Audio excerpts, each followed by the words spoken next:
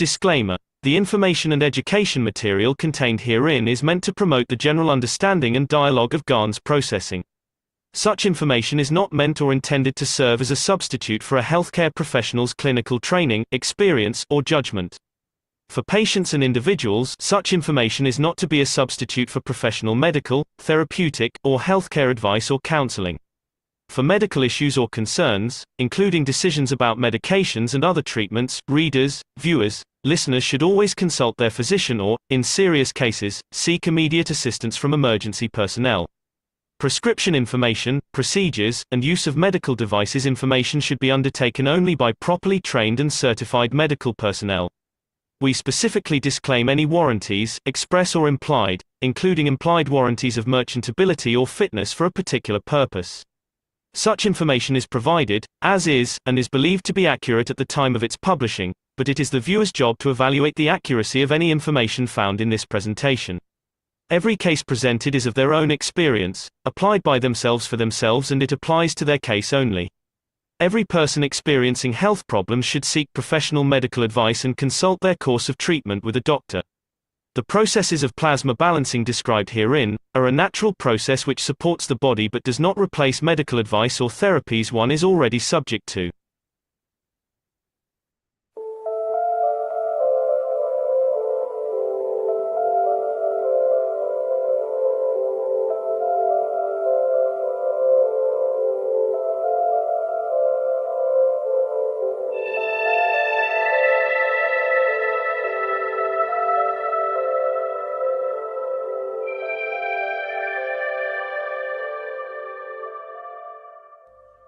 It's time for change to move into the real work of the universe.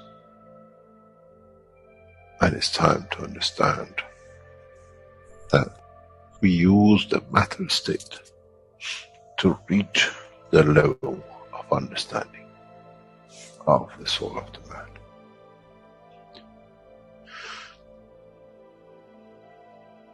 Now you understand maybe why the Creator has sent His messengers in the name of whatever you have had.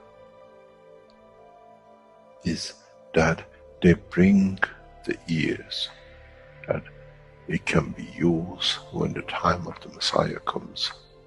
They can teach the soul and the message, not to oppose, but by them understanding through those who have become messiahs to give from their souls to these to elevate,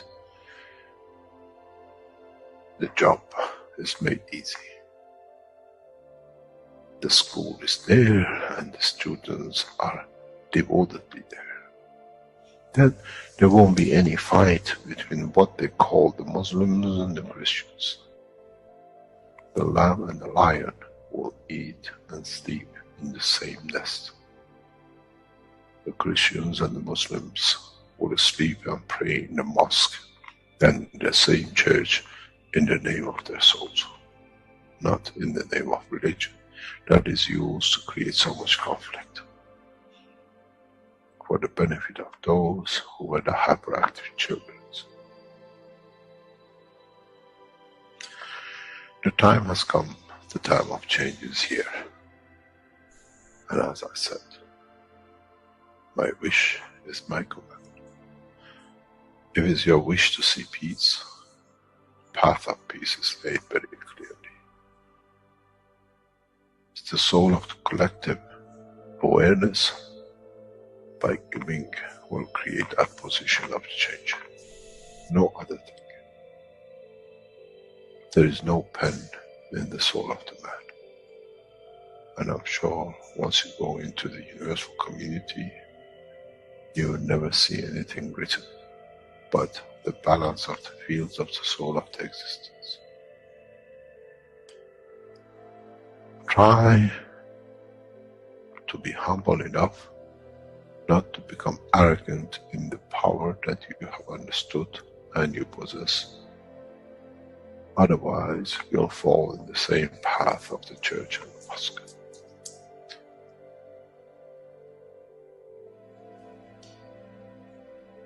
This is what we promised, And this is what we have delivered.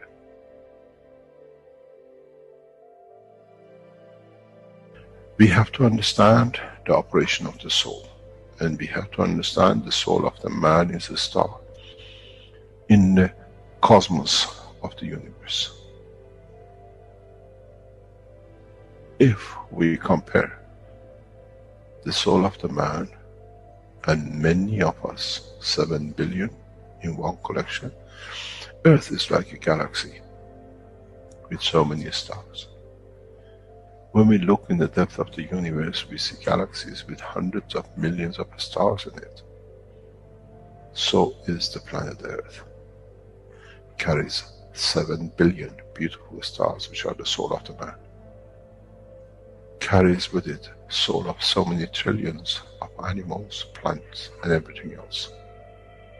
So if you look, when someone who does not see the physicality of the earth and its content, what do they see? They see a galaxy with so many beautiful lights shining, each one according to their strength, each one according to their position.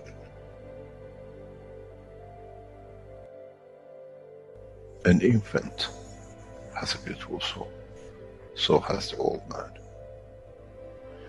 To those who do not see the physical dimension of this planet, but they see the strength of the field, we are clusters of stars. The human race, every single soul, no one from a distance sees that's the soul of a fisherman, that's the soul of the cosmologist, that's the soul of the president. They all shine irrespective of the physicality. This is the magic. This is what the new science has to bring to man. When we look to our soul, we see nothing but a star in the other souls. And this is the break. This is the understanding. This is what all these teachings are about. Coming to mature to the next level, to understand in the deep space, the universe is the oyster for those souls who serve. Then man is ready to go into space.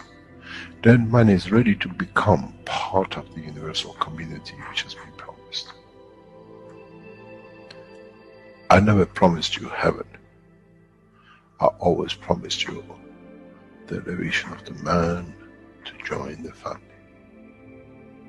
And now you have the key.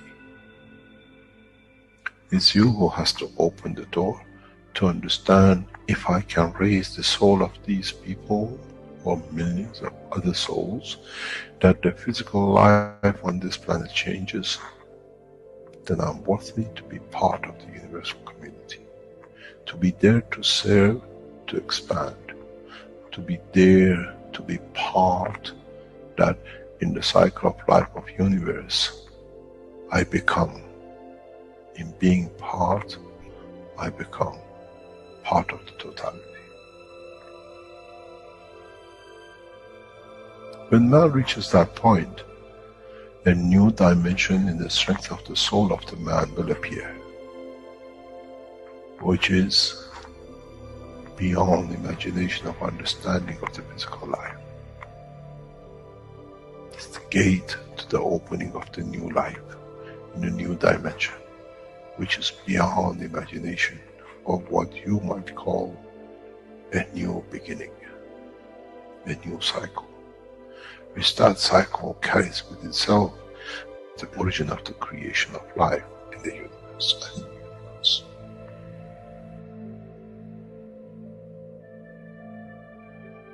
It's the elevation of the soul to serve become the key, not a throne of the physical life. The time is right. The time has come for the man to go through this process.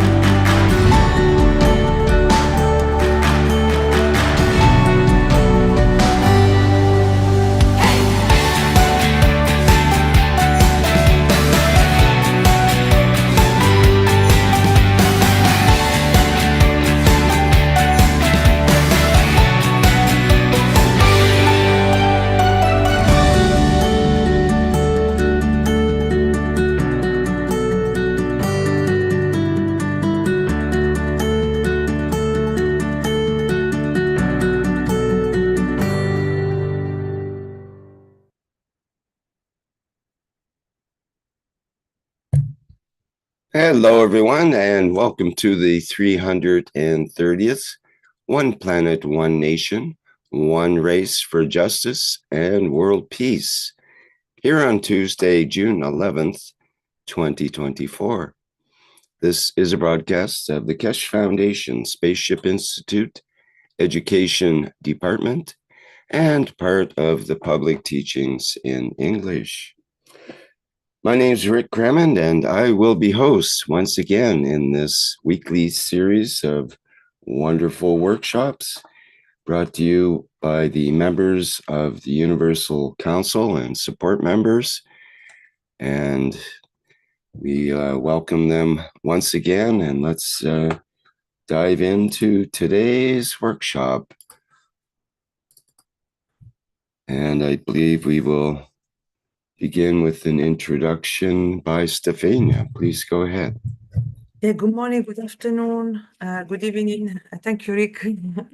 Thank you, everyone, for being here from wherever you are. Yes, my name is Stefania, and I'm the representative of the Italian language of the Universal Council. And yes, I will do the introduction today. I will read something that we have read yesterday on the Universal Council meeting, and I will read today for everybody. So thank you to be here once again. So this is a piece that was took from a workshop of Mr. Keshe. So it's very, very brief. Okay. The purpose of the Universal Council, months and years ago, was to create that cell, that soul for the whole of the totality of the human being.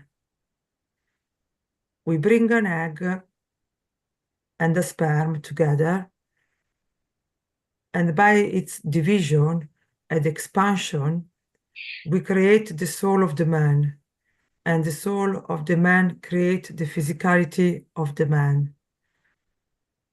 We did the same. We brought from every one part of the man to create the sperm and the eggs, to create the soul. And that soul is the Universal Council.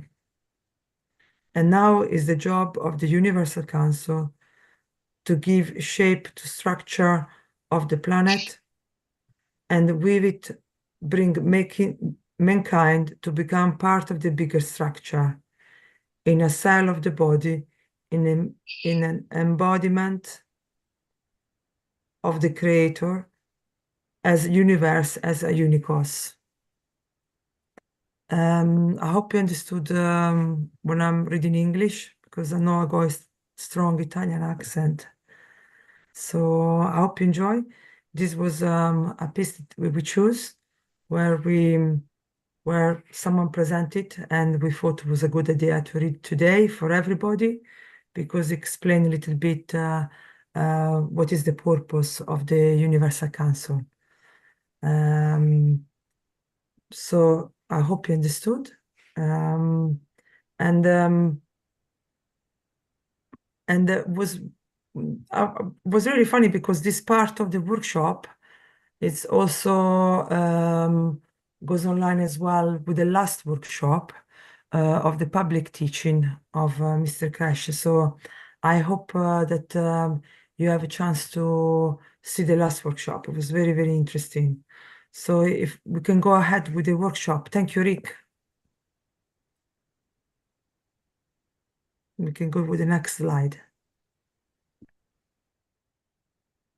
Hello, everyone.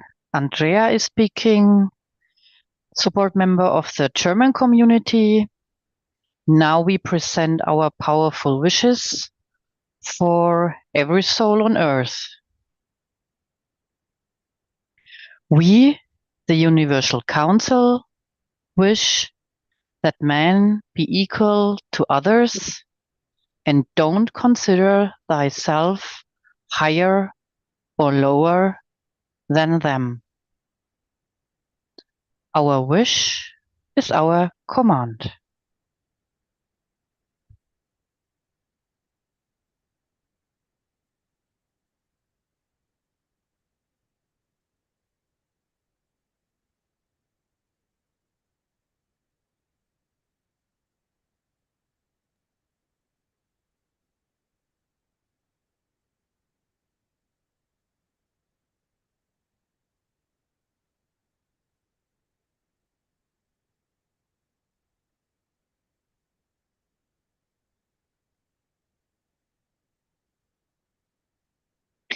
We, the Universal Council, wish that man not judge no one except himself and not to be judged by no one.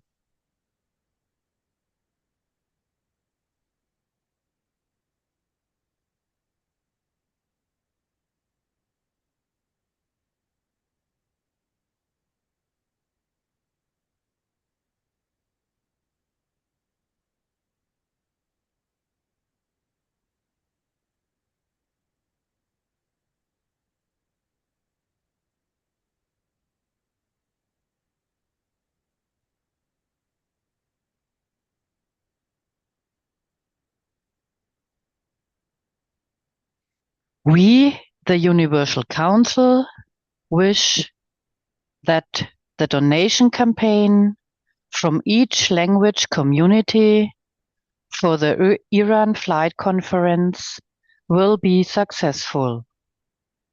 All souls are positioned.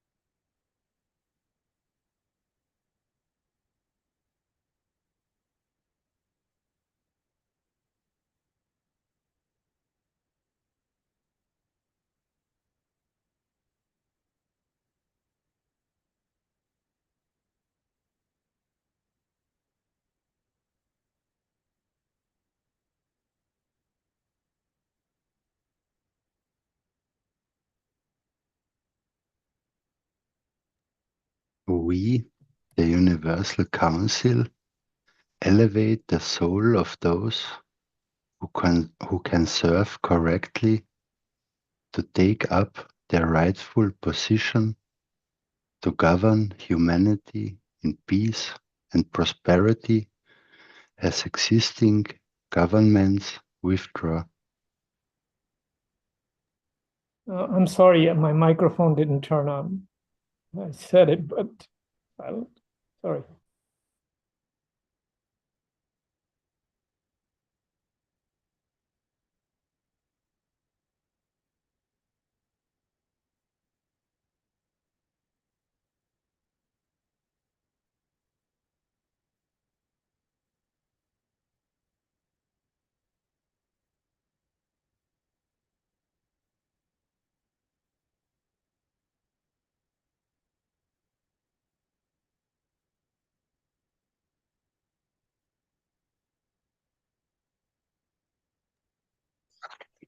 We, the Universal Council, elevate the woman of the planet Earth as they nurture the new growth of humanity.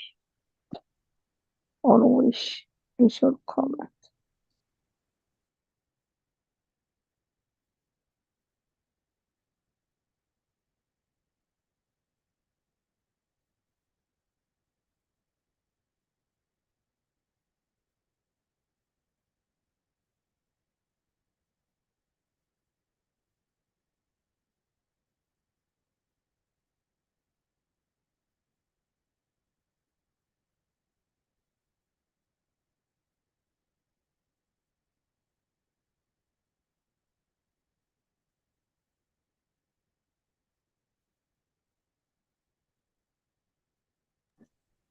We give from our souls the strength of the fields to those operating behind the curtain to pick up the flower of de-escalation and peace. These are our wishes, and our wishes we command.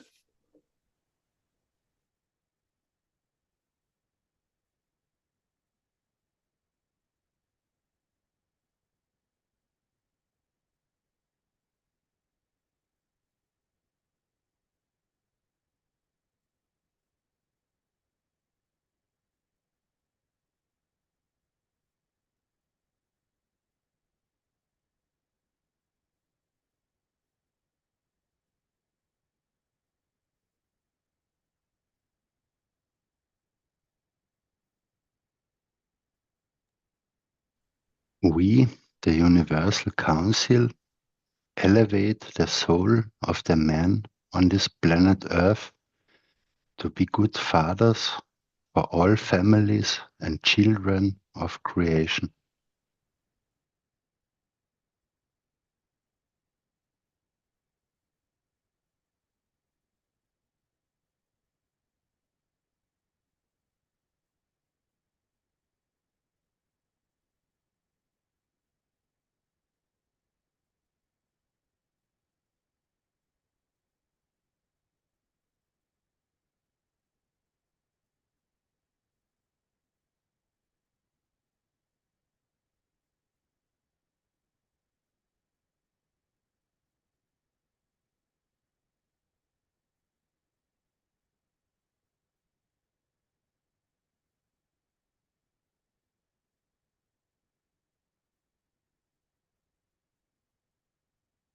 We, the Universal Council, wish the three wise men of thinking, speaking, and doing good become the ethos of governance on planet Earth.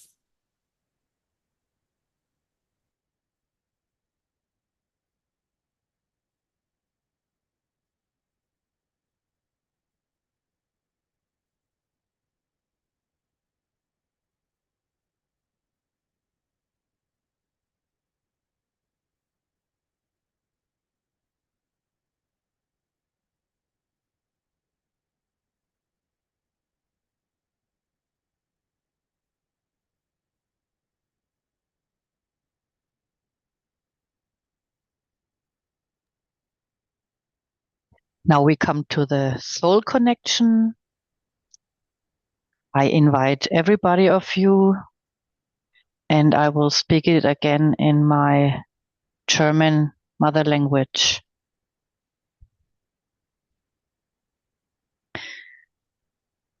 Nimm eine entspannte Grundhaltung ein, im Sitzen oder im Liegen.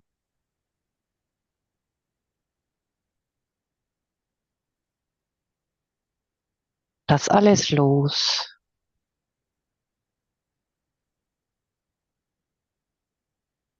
Und atme ganz entspannt in deinem Rhythmus 3-mal ein und aus.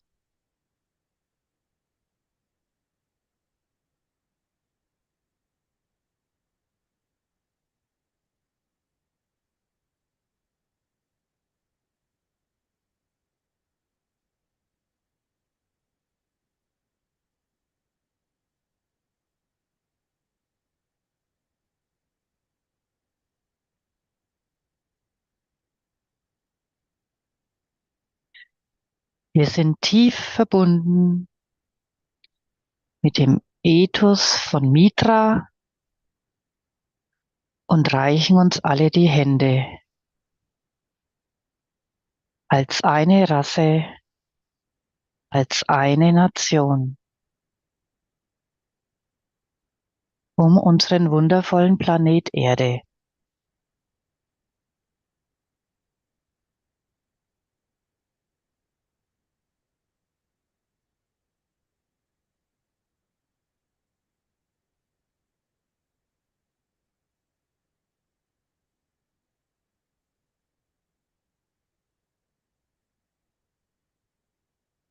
Fühle diese bedingungslose Liebe von Mitra. Fühle den Frieden. auf Erden und zu allen Lichtgeschwistern im Universum und in allen Unikosen.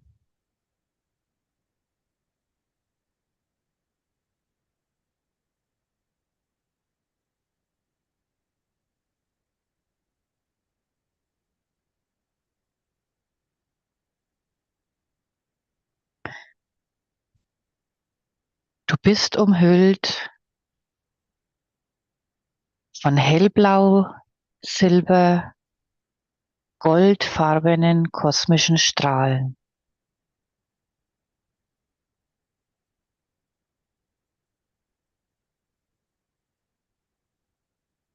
Fühle diese wundervolle, warme und weiche Energie,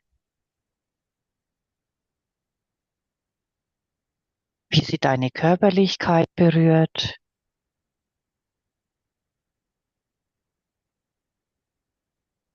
wie sie deine Seele der Körperlichkeit berührt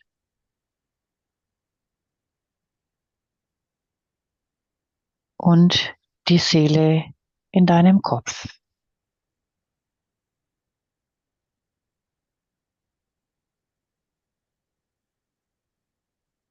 Nun lass die Energien fließen.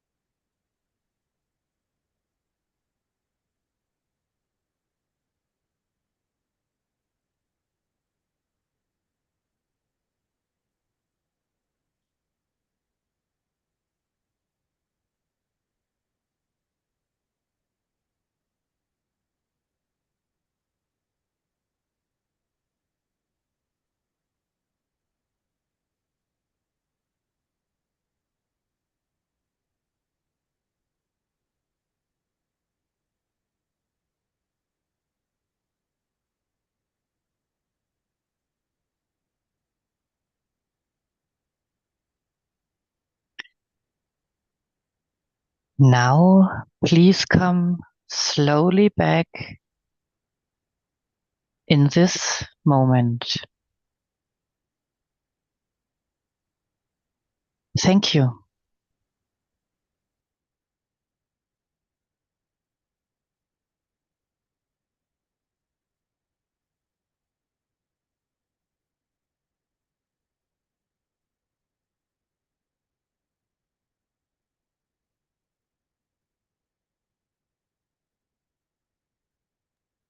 Hello to everyone. Here's Andreas, support member from the German community, and I will speak today about soul connection and the invitation of the Universal Council to the soul connection every day at 9 p.m.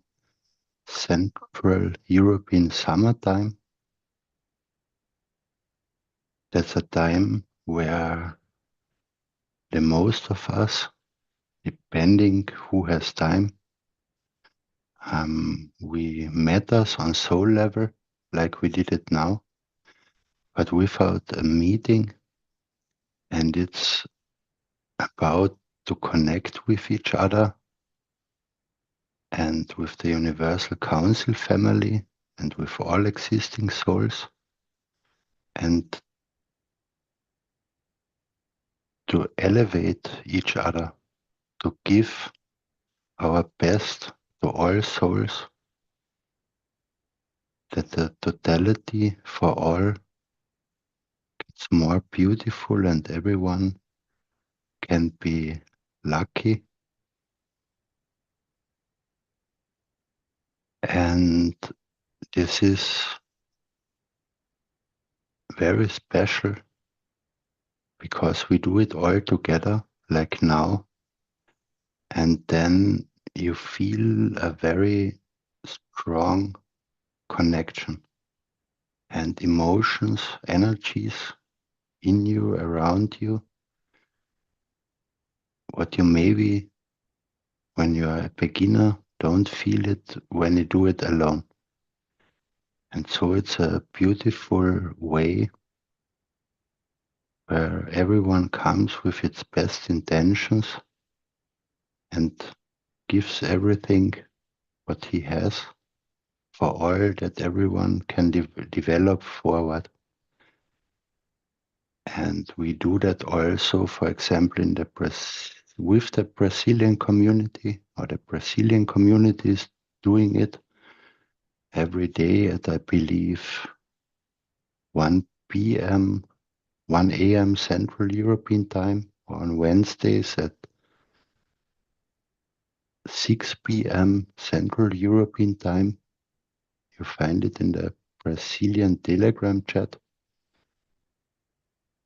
And it's beautiful to feel how we all are part of it. And the important thing, what I wanted to say, it does not depend if you are alone or you make it in groups, but it's important to make it in a way our daily life. And important is that it is sincere, does not depend if you are alone or in groups. And for me, an easy explanation is that you have no attachments. Attachment is if you think about what you have done in the morning, or what you have done at work, or what you will do after the soul connection, because that are all thoughts and emotions attached to it, which bring you away from your pure intention. Or if you think of a neighbor, you fighted with him and you have anger in yourself, this is something what brings you away from your pure intention. Or if somebody died and you think on him, doesn't depend if it's negative or positive, but your attention goes to somewhere else. And this is what for me detachment means, that you are detached from all other things which attract your attention. For example, if you want to elevate all existing souls and you want to give your best, then you focus on your love and your wish that everyone receives this pure love. And after that time, you forget what is around you and you just love. There are not really thoughts anymore. And you give, and this is the point where the soul is expanding. This is what we learn through the sessions, for example. And when the soul is expanding, it's connected on the soul level to everywhere. And from there on, then you can, when you're alone, for example, you can then train to contact other souls from people who died. You can train to go to the moon because the base is created, the soul is expanded. And that's the sense behind these soul connections. And a lot of us are discovering very, very beautiful things. And even the transmutation is part of it. And with the soul connections, we are learning to do that.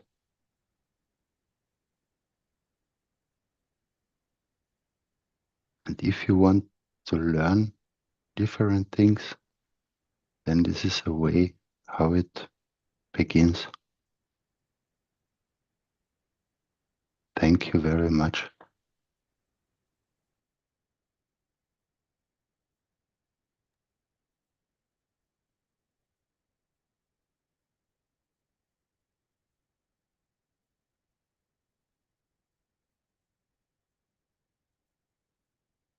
Hello, dear souls, in, on and beyond our beautiful planet Earth.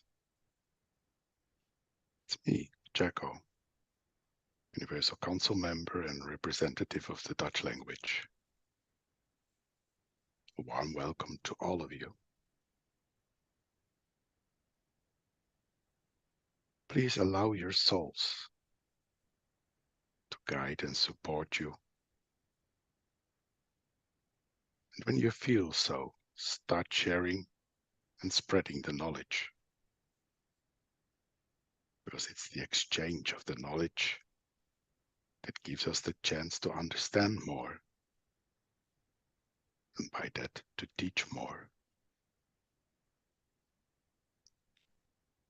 Now I come to my thoughts and what I've learned from the teachings in the last Knowledge Seeker workshops of Mr. Keshe.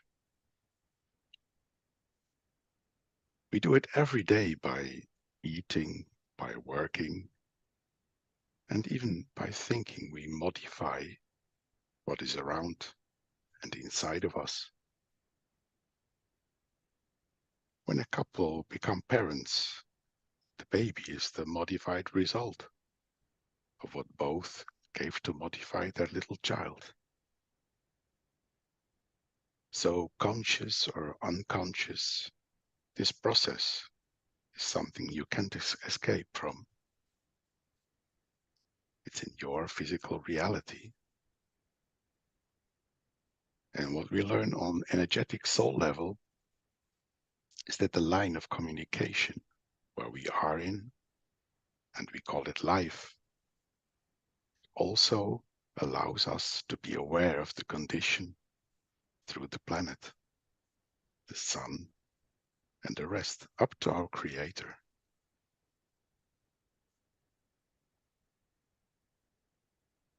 We are part of this line not separated or somewhere far away. Since we are in it, we have to become aware of what we're going to do with it. Do we stay in that dream state we call being awake? Or do we recognize the dimension of the soul is there, is applicable constantly in our daily life? The knowledge seeker asked, is it necessary to ask every single cell or every single shoe before transmutation? If we understand that every part of it has its own soul, and the soul of physicality is the representative, for example, for all the cells in the body. We have to understand that as soon as the soul and the soul of physicality are in line, the answer is no. We don't have to ask those single cells as they become one in totality of that being, that representative entity. Mr. Keshe explained that our universe where we live in and all of the unicos as a totality is built up in the same image of our own creator. Nitrogen allows us to lift the connection, and the carbon allows us to create as creators in creation, to convert what we need. So the question rises, what do we need? What do we convert to have what we need? What is the reason of it, and which goal do we reach with it?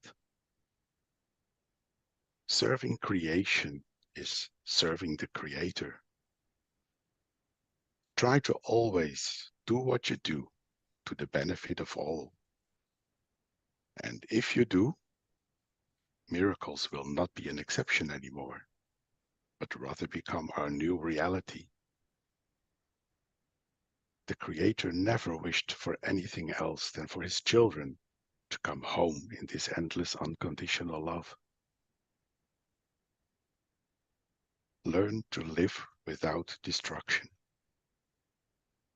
Open your soul to serve, to exchange, to be one with that wonderful creation that surrounds you. As Mr. Keshe said in the Knowledge Seekers Workshop last Thursday, you'll be baffled by how genetically you modified a DNA, but you never understood. It does not matter how you modify. In essence, those eggs and the sperms have created a field strength of the manifestation, transmutation of the soul of the Creator. And that point and place in the womb of the mother that he has in his interaction with his environment has created you. Allow the dimension of the soul to manifest at any time we feel so. Step by step, we get familiar with this new state of being. We trust it more and more, and our soul takes over the set that the new course is set for us. Then we can start to communicate soul to soul with what is in front of us, and we can move it by asking in a humble way. This is so beautiful and so deep. It is what Mr. Keshe years ago called the tsunami that is to hit mankind. Then we don't need to fight for whatever need there is in physicality. Connect soul to soul, unify and communicate with other souls. Understand that there's nothing without a soul, and do it to the benefit of all. As Mr. Keshe said, I gave you the structure of the technology, of the creation in the fields, the fields it creates, the combination, how to separate them, the one you need, and then how you use it when you achieve it. In essence, from today's teaching, you have to understand exactly what is what and what you carry, how you carry, how you feed it, and what is the totality. In a way, when you leave this physical body of the man, it's one plasma of you. It's not one plasma of your arm, one plasma of your leg, making you. It's one plasma of you. You become that fundamental plasma, and every fundamental plasma has a connection because it came from the source to the creator. Which line, which field, which strength of the ray in that plasma was the creator? Or it's connected to the strength of the creator, that it can take you back. And if, as knowledge seekers, you understand this, if you come to that position to be able to comprehend the totality of the teaching of today, you have learned to live in the universe. So now it's me again. What a wonderful world this will be. We wish all of you, following the teachings of Mr. Keshe, to understand and to reach this point of maturity. Start a life as a plasma artist. Dive into this infinite pool of rays, fields, plasma. Work with them. Select, combine, multiplicate, divide, and combine them again. And as Celine Dion says in her song, A New Day, where it was dark, now there's light. Where there was pain, now there is joy. Where there was weakness, I found my strength. I can believe I've been touched by an angel with love. Thank we as one. We love you. Next slide, please.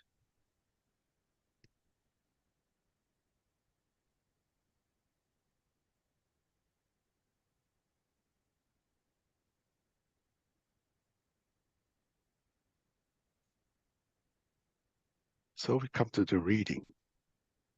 It's the excerpt from the 541st Knowledge Seekers Workshop.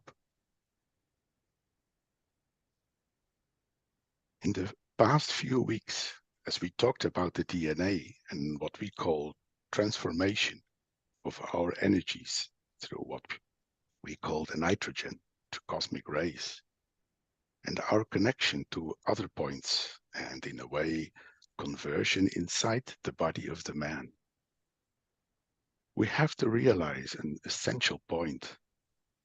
Every structure has a DNA, a stone, body of the man.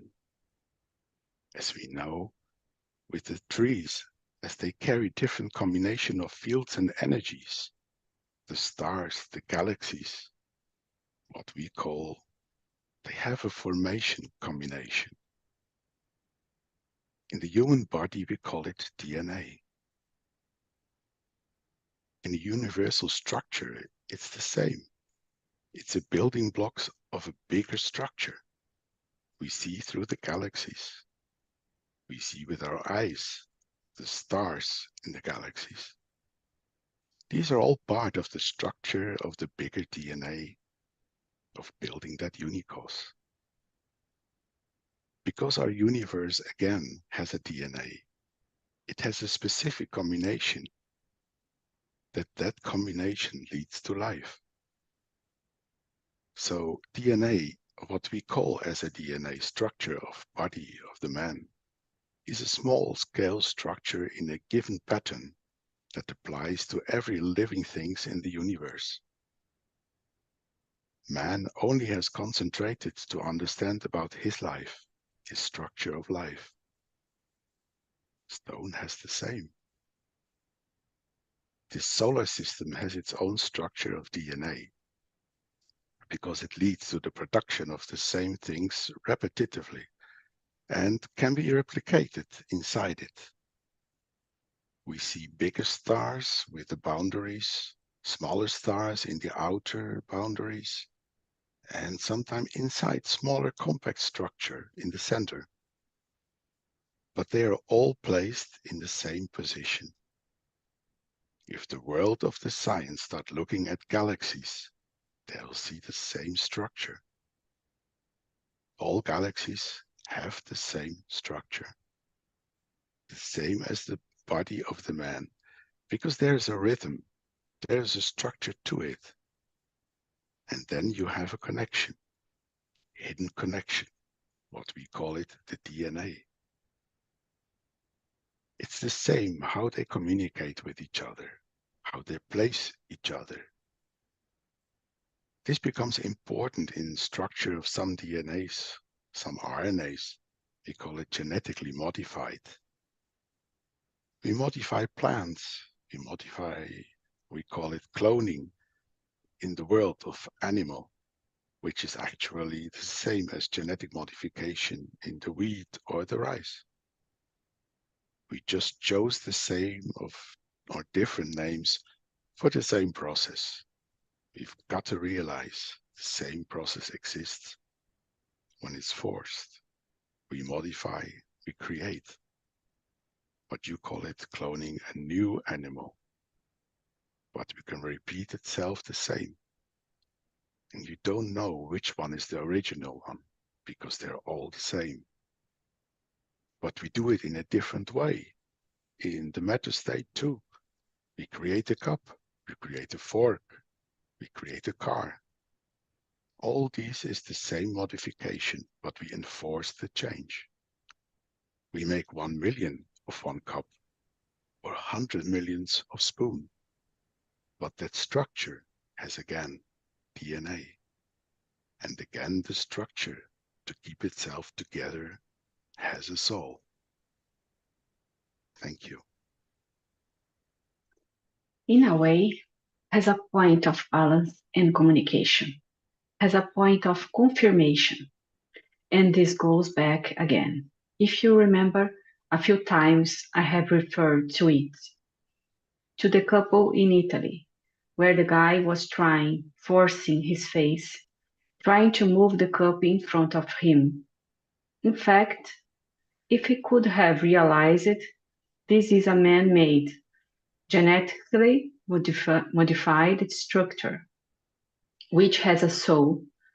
If I could get in touch with that point, if I could connect with it, I could move the cup. Then you understand you don't need to create field forces of matter state to move. This is important because when it comes to moving you in transmutation, when it comes for you to move in transmutation and you want to go from A to B on this planet, your DNA stays about the same. Your emotions stays because you are within the same condition, atmospheric condition. You have known this atmospheric condition. Your DNA, your RNA, your soul, a combination of creation of your soul of the physicality, is structured to fit this environment. So you have to remember, in that process, oh, you left a pen in your pocket, the key of the house in New York in your pocket. It's better there, because when you manifest yourself in New York, you need it. Living in New York, in London, we usually put in a wallet. We put in our suitcase that when we get there, the keys will be there with you, with me. Now, in that process of transmutation, you have to create a common denominator position, that the key when you arrive in New York is with you. When you get there, the shirt and the clothes is on you. You both summer clothes. When you get to position where you are now, it's a winter time. So you don't want to manifest yourself in a hot place with a fur coat. Then it comes to a lot of things that you are not, as knowledge seekers who start this process, go back to a common denominator, the same space. I made man in the image of myself. The truth is, I made the universe in the image of myself. Because everything has a soul in the image of the Creator. Is the same essence of his creation, not the manifestation of his creation. And if you understand this, if man reach to that point, then you understand when you arrive in the hot place, the soul of the emotion, knowing that you need, the temperature will be warm there.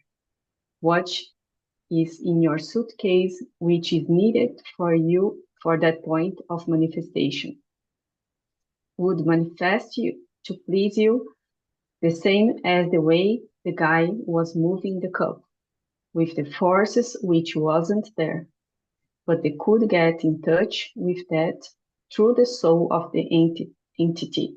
Thank you.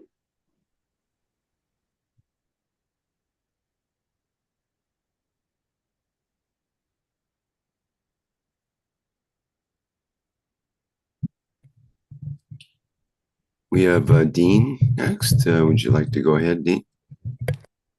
Sorry, I was away then. Yes, sorry, I'll just start now. And I said, and I mentioned many times before, you say, I want you. I want you to be pleased by pleasing you, that you move. It comes to the same point, because as we enter the dimension of transmutation, all these things come together.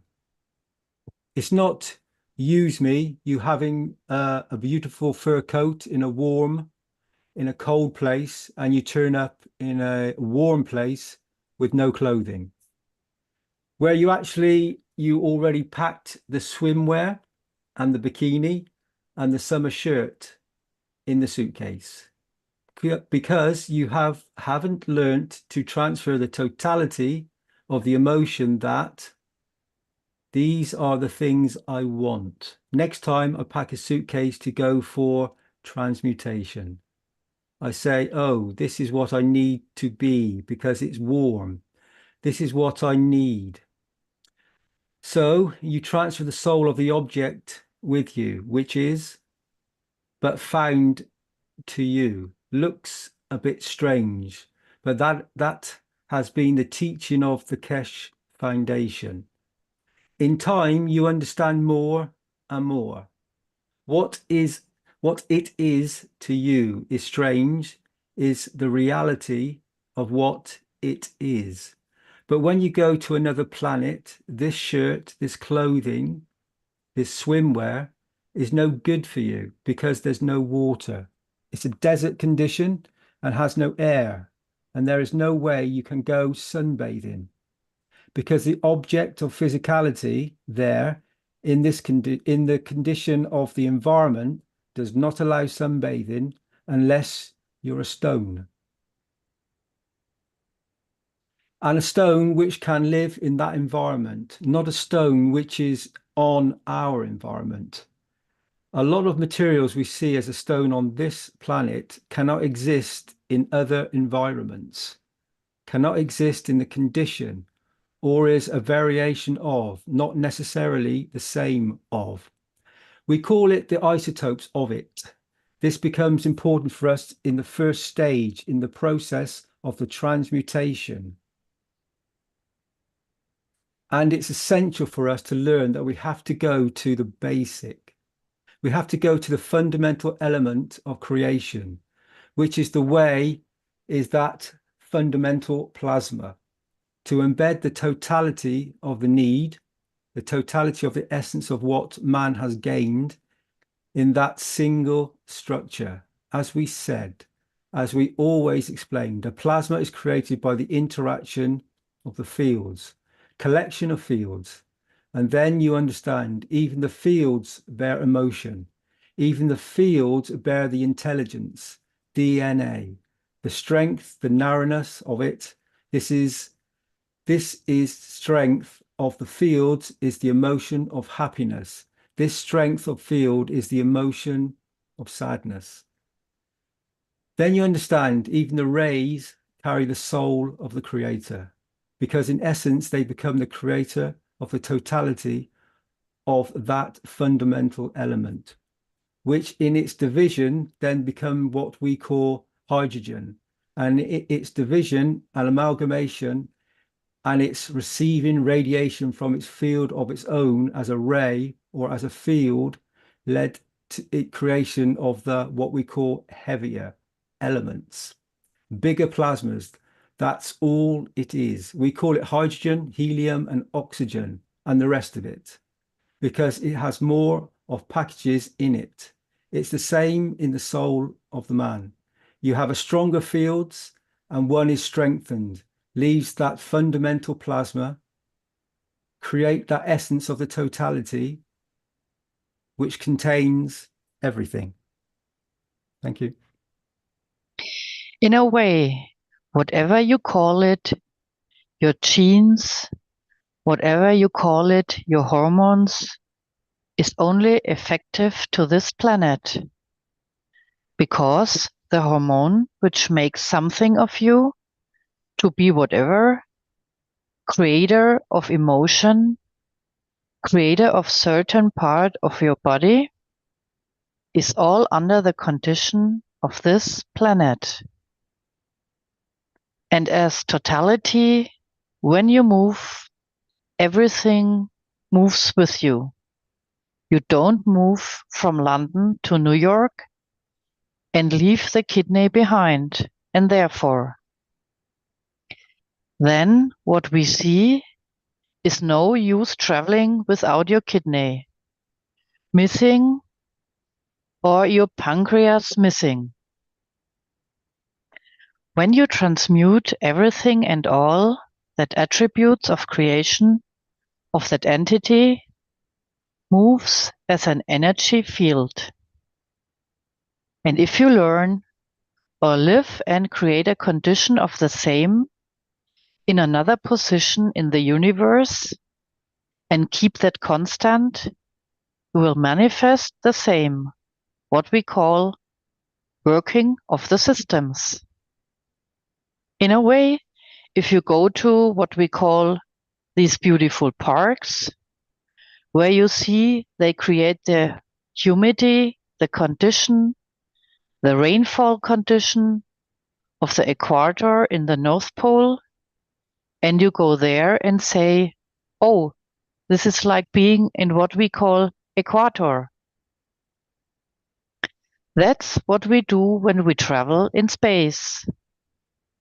When we travel with these systems, we travel with the conditions of feeding, creating oxygen, and keeping it going as long as we are on Earth.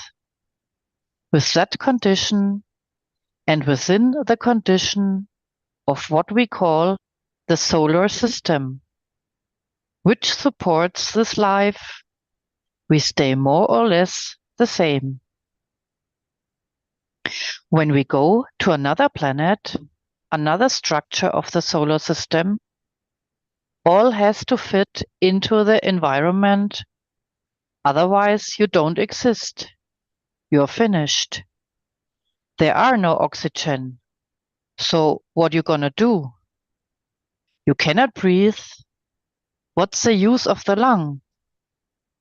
What's the use of 2 legs when you are in a liquid environment? In the world of the man, we call it mutation, Darwin theory, evolution. You have to evolve instantly when you arrive in a new position, in a new destination of the time and place, and the space in the universe. And the only way man will realize that he will carry the essence of his life, his creation, in that original line, the essence of the Creator, the essence of the fields of the energy of the Creator, where all will confirm and convert to become at a point of manifestation what will be in the dimension of the observation and observer. And this will be very hard for many knowledge seekers to understand. In a way, we convert all these forces in the body of the man, all the memories, all the emotions, all the DNA and RNA, everything else, into one fundamental plasma, into one variation of the different fields, which creates in its collection and its division, according to the point of manifestation, to a human body, to an alien body, in another position, which he or she lives in that environment, and to a dog, to a cat, or a stone. We always misunderstood and once. Thank you. Now we have no choice, because now the fact is there. The technological development, understanding of the man is pushing man to that frontier, to understand that. What is next? How can I recreate myself? How can I be in a perfect condition when I manifest myself on the moon, on the Mars, or in whatever, in planet Zeus, or anywhere else in the universe? Man, the soul of the man, combination of creation of the life of the man, cannot end just because the physicality ends. In a way, if you understand it, as I said before, the soul of the man, in essence, is a connection to the soul of the Creator. The soul of the Creator, the rays, the fields of essence of the motion, and the division of it in a condition, atmospheric condition of the earth, has led to creation of man through evolution to what it is now, because it befits it today. It's like when you have a herd of animals in Sahara, or you have a herd of animals in Africa. One animal eats the top grass, one animal eats the middle grass, one animal eats the short grass, and they all live and live together, because each one creates a condition for the other one to be, but in essence, they're all connected to each other. Because if the top one doesn't eat the top, the one who's used to the bottom cannot and dies. But in essence, they all serve each other, and they all come to the same point of manifestation in different shape and sizes or whatever. To be able to survive, to mutate, to evolve. And Darwinians, they call it, to go through whatever they call the sense of evolution. But now we have to understand this is a sense of emotion, the sense of the fields of the Creator within a structure of one plasma. We call it the fundamental plasma. And it's been there in book 1. This is, now you understand what it means. Why is it fundamental?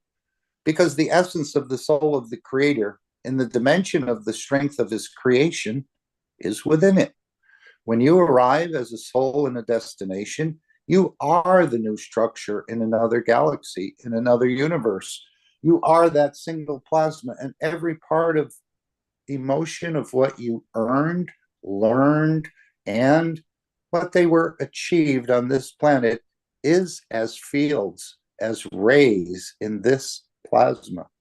So you don't carry your arm and the leg inside. And you don't carry your whatever other emotions inside as pieces. So we understand even the fields, even the rays inside the plasma carry a soul. Carry a soul in a way, it means they understand the participation and they understand their position in keeping the whole structure together. And when you manifest yourself as a fundamental plasma, as the essence of one soul, everything else is carried in there. There is no arms and legs and hearts in it. Even emotions, even your genetic coding, whatever you assumption, and understand is within the structure of the rays of that fundamental plasma. And how those rays interact with their environment leads to creation and manifestation of your physicality at that point and place. This is why we always have stars. And this is why each star has its own atmosphere, its own structure. We call it the solar system. When you are a star, you create your structure. This is what you are.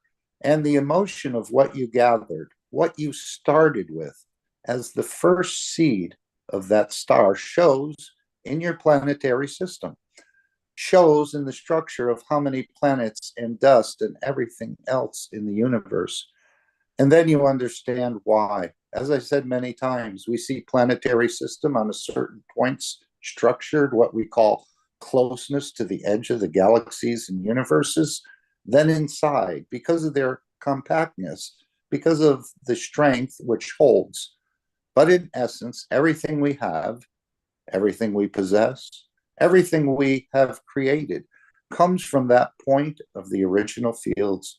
And this is where we go back to, and we become, and we divide into, and according to the strength we carried in the soul of the man in space, when there is no dimension of physicality, then becomes the seed of that star. And what we gathered in the strength of the field inside, it takes what we absorb, what we released in that area, in that environment, in that condition, position, and time to lead to the creation of the next cycle of life. And not necessarily life of the man, but carries the emotion, carries everything else within it. Thank you.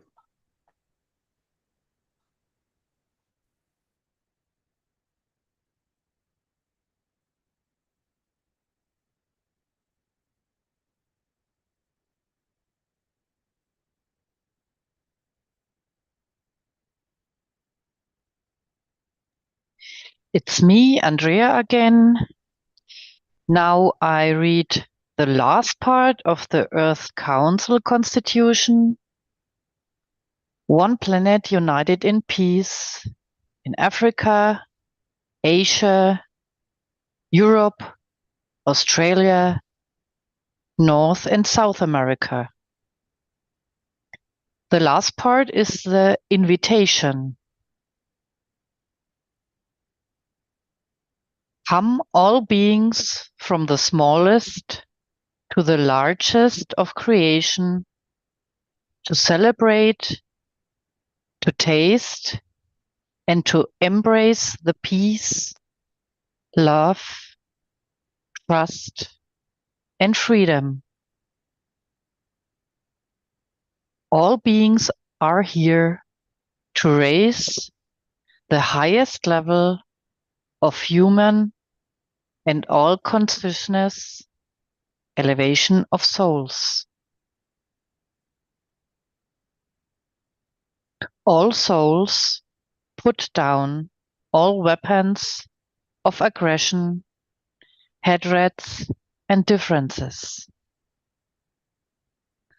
Let us have peace and tranquility on this blue planet we call Earth.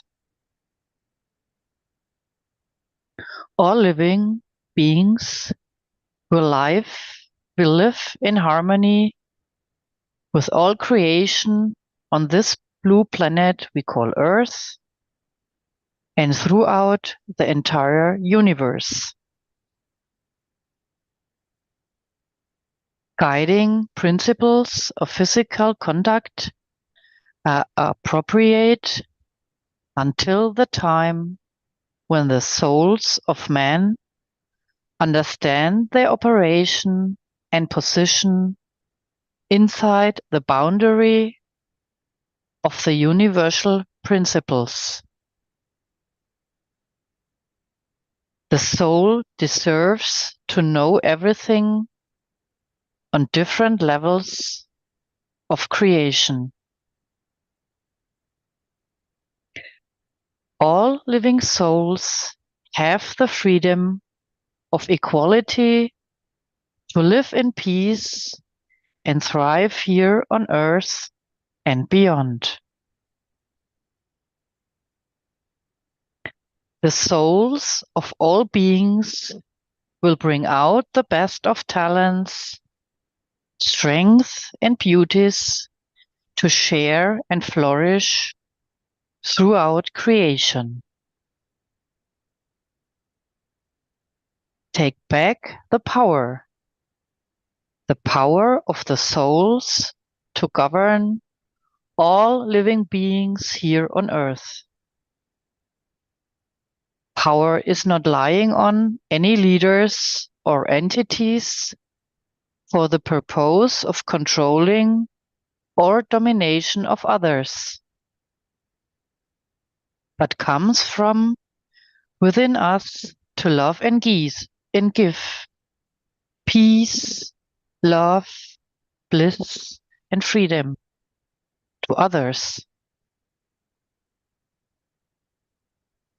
This earthly constitution has the best intention for peace, love, trust, and freedom of the souls of all living beings, including other entities throughout creation.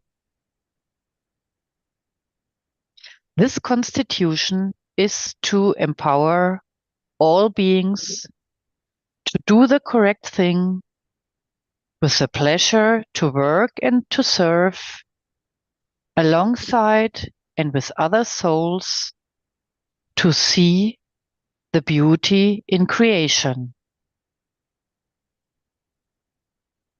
This constitution is fluid and may be adjusted at any time as the need arises. For example, man's conduct for peaceful coexistence, peace treaties between man and man, no wars and/or any form of aggression on this blue planet we call Earth,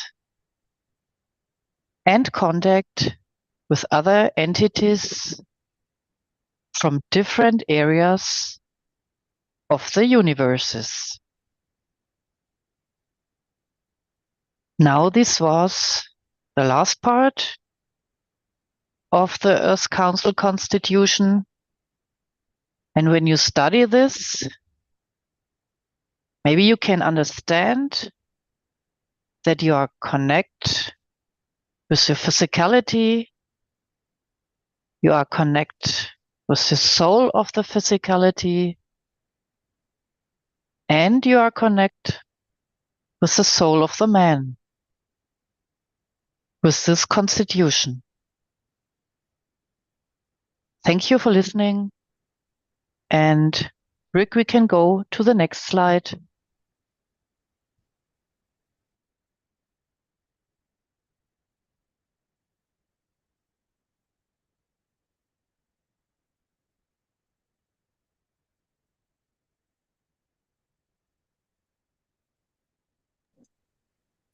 Okay, these are the transmutation preparation sessions that are being offered by the Keshe Foundation to, in a way, in a bigger picture, keep Keshe Foundation free for humanity.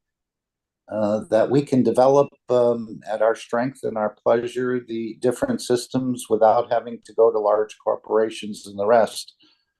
And these sessions have been going on probably started at the end of 22, the beginning of 23, and the last 6 sessions which are offered in the store. You can see those. Will conclude in June on the 21st. And then these sessions are going to be extended for 3 more sessions. And one of the understandings of the transmutation, which we're all doing, especially in the dimension of energy, when you sleep or you take a nap or you daydream, this is going to be now taught more in depth. This is one of the aspects of transmutation, which we're all doing in the dimension of energy. But now what's happening and what's going to be taught further is actually the full transmutation of moving the soul and the physicality to a new mapped location. And why is this important for you to see the wonders of this world, for you to tell others, well, I can move and you can't? No, the importance of it, as I've learned in the last workshop, is to demonstrate to the world leaders and others that the borders have no use anymore, as man, as their populations can now move their location across the planet. I think Mr. Keshe sets the table quite nicely, where he goes back and forth through the Iran conference that's coming up and the transmutation preparation sessions. And the reason for all this, and we've been taught, and we're still learning, of course, is to show the full transmutation. We're not going to tell them, yes, we can do it in the dimension of energy. Well, they'll probably say we can do it too. We know many governments are involved in a type of thing called remote viewing for decades now, and this is the transmutation in the dimension of energy. When you sleep, the soul doesn't go physically change its location, it expands its fields, and the physicality doesn't go anywhere. So we're all doing that aspect of the transmutation in the day when you dream, or in the night when you dream.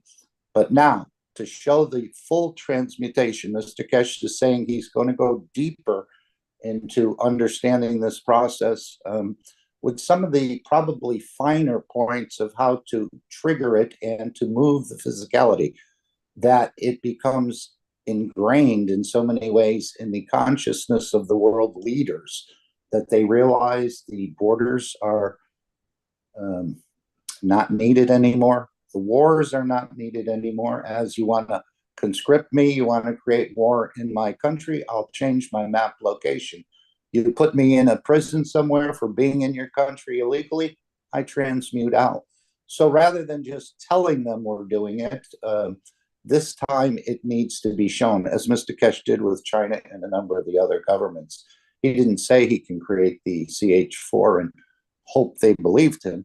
He actually demonstrated this technology and other technologies. Now it's up to the knowledge seekers, whether it happens in Iran or Washington or one of the future conferences, and there'll be systems set up to support this whole process. But in these next coming sessions, as I said, in public and in these sort of private transmutation sessions, you're going to be given some of the finer points of doing the full transmutation, actually moving the physicality. And this is what Mr. Keshe, as I understand it, wants to be shown physically in the dimension of matter state of this moving the soul and the physicality instantaneously. So Rick, if you have this 5.5-minute clip, I think we can connect both the Iran conference, the Washington conference, and the transmutation preparation sessions together. And this is the reason Mr. Keshe has led us into this position, that the knowledge seekers, in a way, as he said here in this clip, become the ambassadors of peace across this planet. So if we start to show 5 people can do it, 10 people can do it, then that means 100 can do it. That means the whole nation can do it. So if it's your wish to see peace, also wish to demonstrate the full transmutation, as this will have a huge impact on world leaders' consciousness, religious leaders' consciousness, and realize the futility of the path that they've taken their followers on. or their subjects or their nationals, let's say. So let's hear this, and maybe we can discuss it a bit more at the conclusion.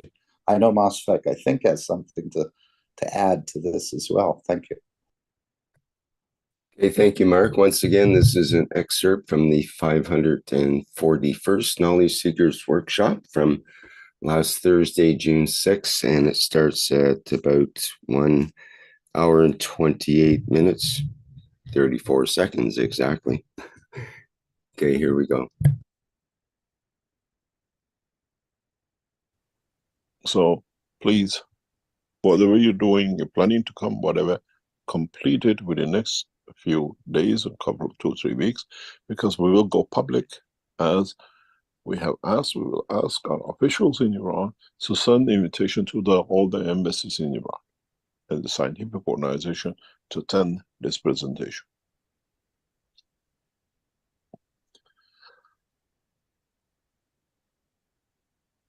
In the near future, and in the sessions we'll start in July and August, we'll bring many of you into the position of understanding and being able to transmute and understand the process of transmutation. As we teach some of it in public, in the private sessions, there will be very intense teachings to go. So we announced it 3 months, July, August, September, 3 sessions coming up, which will be announced in the next few days by the Keshe Foundation. And this is to prepare to teach directly, to bring it to that point of transmutation. This is important for us as part of the structure of technology and part of what is to come for presentations around the world. It's no use going to Washington and say we can transmute, where we have to start from new to understand. Knowledge seekers are already trained and they can show how it's done, that it brings the next step into the gameplay and into the structure. So please collaborate with us as we open the technology in conjunction with governments. And as knowledge seekers, we always keep our teaching going. There'll be no way the teaching will stop, even after demonstrations in Tehran or in Iran or in Washington. There's a possibility that again in Iran we'll have 2 presentations, one in Isfahan and one in Iran, depends on the what we call agreements with the Iranian governments and Iranian, what we call the structure of the setting, which is we have to delay this till we know who's the next president, how the structure will set for second presentation. You have to understand, knowledge seekers, we have taught for years, are the backbone of the creation of the peace. And when we can show in Iran, we can travel without limitation, with Washington and Iran, show we can do transmute, you become the ambassadors of peace. You show to governments that borders have no meaning. You show to governments that having wealth and robbing each other's banks has no meaning, because now the banks can produce as much as they like. And in that process, in a way, I have brought you up to be the assets of peace. All your knowledge, because all of you who attended all these teachings and all the sessions, you have to understand, you become the tool of the creation of peace. The more of you we get in Iran, the more of you we get in Washington, which can show the governments how it can be transmuted, the more borders has no meaning. It breaks the barrier and brings the peace. And it cannot be done. It's not just a theory. That's why we start teaching more and more of you in public and private, that it'll become, it's not just 1 or 2, tens of you, hundreds of you can do the same. And this will set the scene for world peace, as the governments have no borders to fight for. All these naval forces, all these limitations with the landmarks of imagery in the head of the man will go to the wall. And the time for it has started. And you're the backbones to it. Try to attend the Iran conference, the Washington, because there and then we ask you to show, because you've been taught to show. It's not just a few. And when 10, 20 of you can do, then the whole nations can do, no barriers, no borders. passport in my pocket worth nothing because I can be anywhere I like to be. You cannot put me in prison because I entered your country illegally, because I can move out of the prison instantly.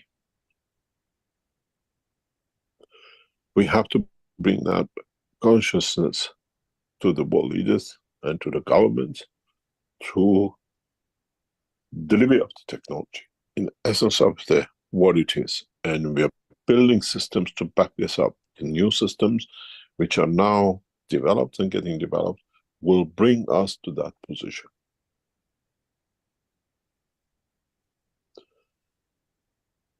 Please understand how these sessions of next 3 months are connected to what is to be delivered. And 2024 was the premise of delivery of what we call the unification of man, the world peace, and end of the older structure.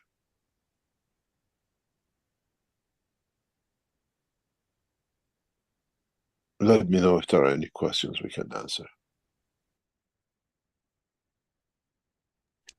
Okay, thank you, Rick. I wasn't fully aware of this transmutation process being so integrally connected to the world peace. I know Mr. Keshe a number of years ago had indicated he was working with governments to try to explain to them or to show them that the borders are not necessary. And of course, as we see this group as the one planet and one nation, this is what the transmutation will help bring, is this breaking of the barriers of the borders, and of course ending the wars as well. If people know they can move their location to a safer place, just as you would if a flood came up and the waters are rising, you move to a different location until the flood subsided. So this is going to be a very convincing process. Again, this may take time. This is the beginning of it. I'm certainly an amateur at it, but as we know, we're all doing it in that dimension of energy, when you sleep or you daydream. So have the confidence you're already doing it. Now some of the secrets or some of the triggering points are going to be explained in public and private that we can practice, and also systems being created to support this process, almost like training wheels in a way, until you fully get it and to be able to do it and create it on your own.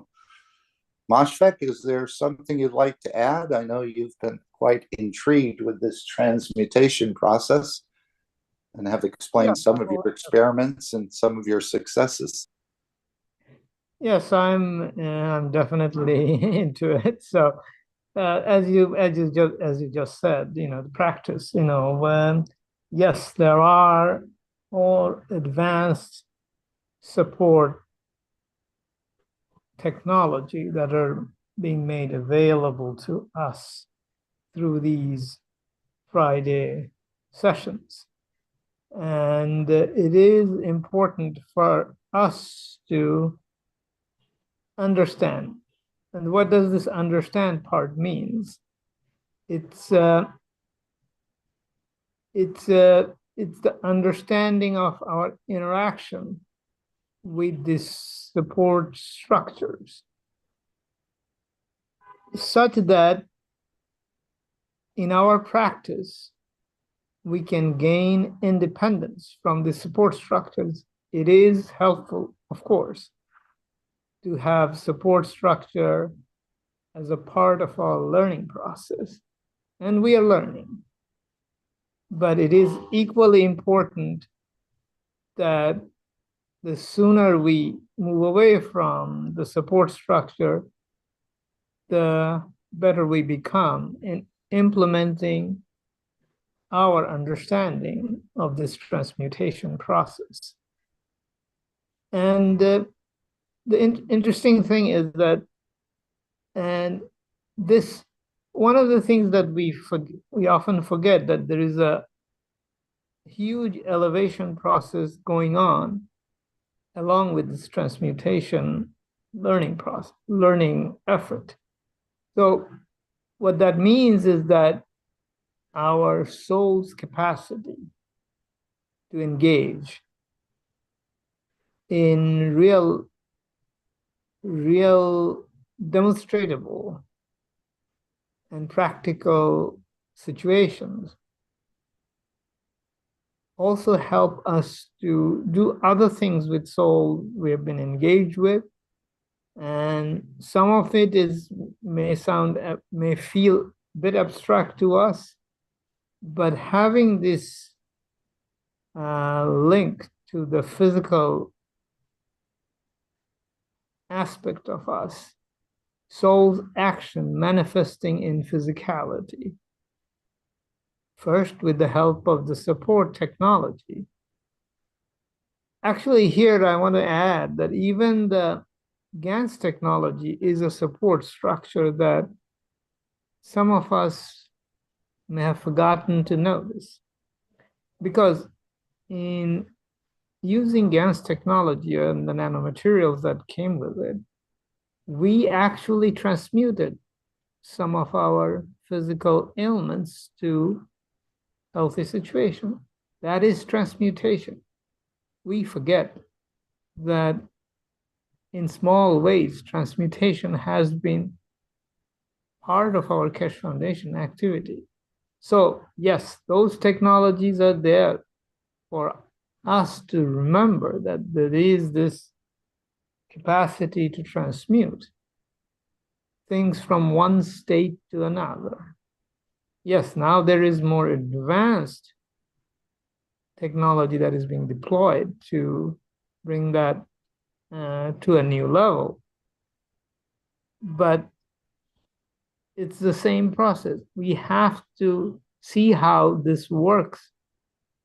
This set of technologies work within us, and then make this part of us.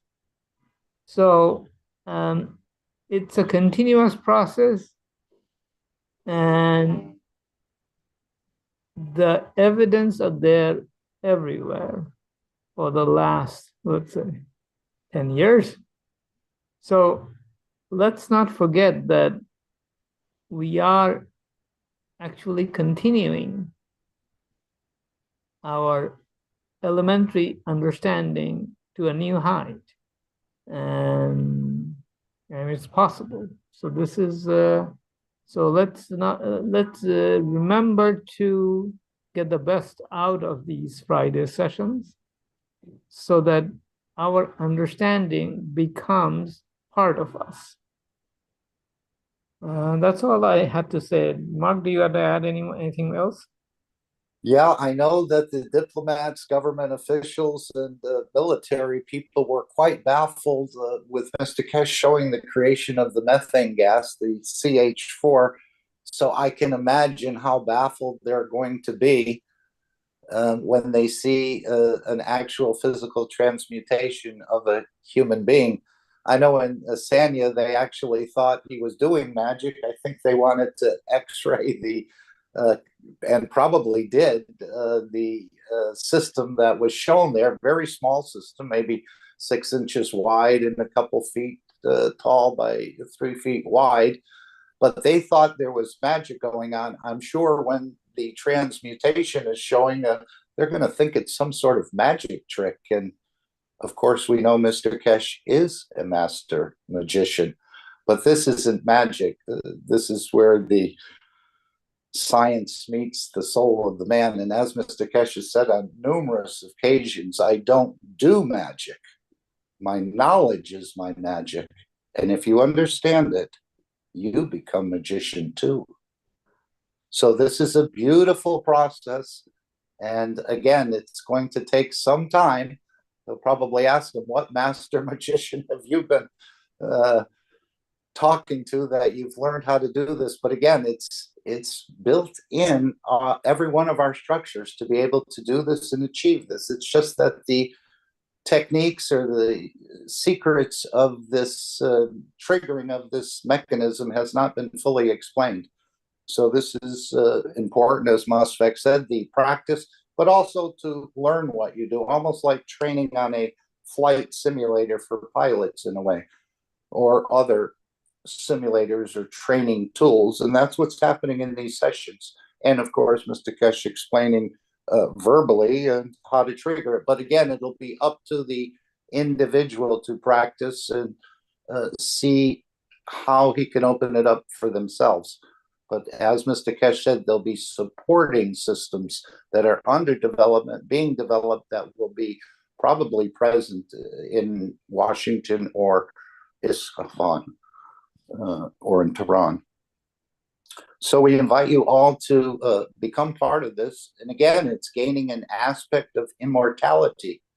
It's gaining an aspect of everlasting life. But now we see it's going to be used in the immediate future to break down the borders and also to end the wars. So thank you. Anyone else would like to add something? Or okay, one thing I want to mention before, if nobody is speaking, is anybody interested in speaking? Go right ahead. If not, we continue with the next part. But one thing I want to mention before we move to the next part is that one of the things we have to, the government may get baffled, but let us not get baffled and do it ourselves. So this is something I want to say. We are part of it, so there is no baffling here. And so, because we are part of the understanding, and we are understanding through participation. So let's keep that always at the forefront. Shall we move to the next slide? Actually, we are at the next slide. So, okay, I was not looking at it. So transmutation, once again, and how can we make it part of us? This is the basic thing I'm looking into, and sometimes it sounds like it's too much or too far beyond our reach. I mean, for example, the topic which Jaco also mentioned is that the soul connection with the material objects that we have around us. The clothes we wear, the keys we carry, and things we call luggage that we take as we visit other places. There is, of course, the aspect of whether these things we carry are appropriate for the destination. That we have to learn as well. And so how do we carry these objects or other things beyond our physical body with us? Or how do we transmute this? And this is a very fundamental understanding, because these are physical objects. They have fields, and they have a pattern or design to this field, a structure within this field. Now, this is what we would call the soul of physicality. But in essence, there is the fundamental plasma, which is the commonality between all creation and the creator. This fundamental plasma exists within all of us. So there is a level, there is a soul within an object beyond the soul of physicality, which we can connect to. Now, let's, it may sound a bit abstract and all that, so I'll try to give an example from my own experience. As I have mentioned before, I have treated people using soul-to-soul connection, which led to tangible and visible changes in the physical body. And it didn't take very long to make such changes. So what was done was a communication, soul communication to the other individual, and the other individual being humble enough to receive the communication and translate it into the physical manifestation. Now, this is in the domain of physical recovery from an illness. But what is interesting here is that this connection, the soul level connection, resulted in a movement, in a change in the physical manifestation. So the soul, the humility to receive at the soul of physicality level is the important part here. Soul can communicate with each other because of the fundamental plasma connection that we all have, and the physical objects too. So if we can communicate with an individual human at the soul level, why not a physical object?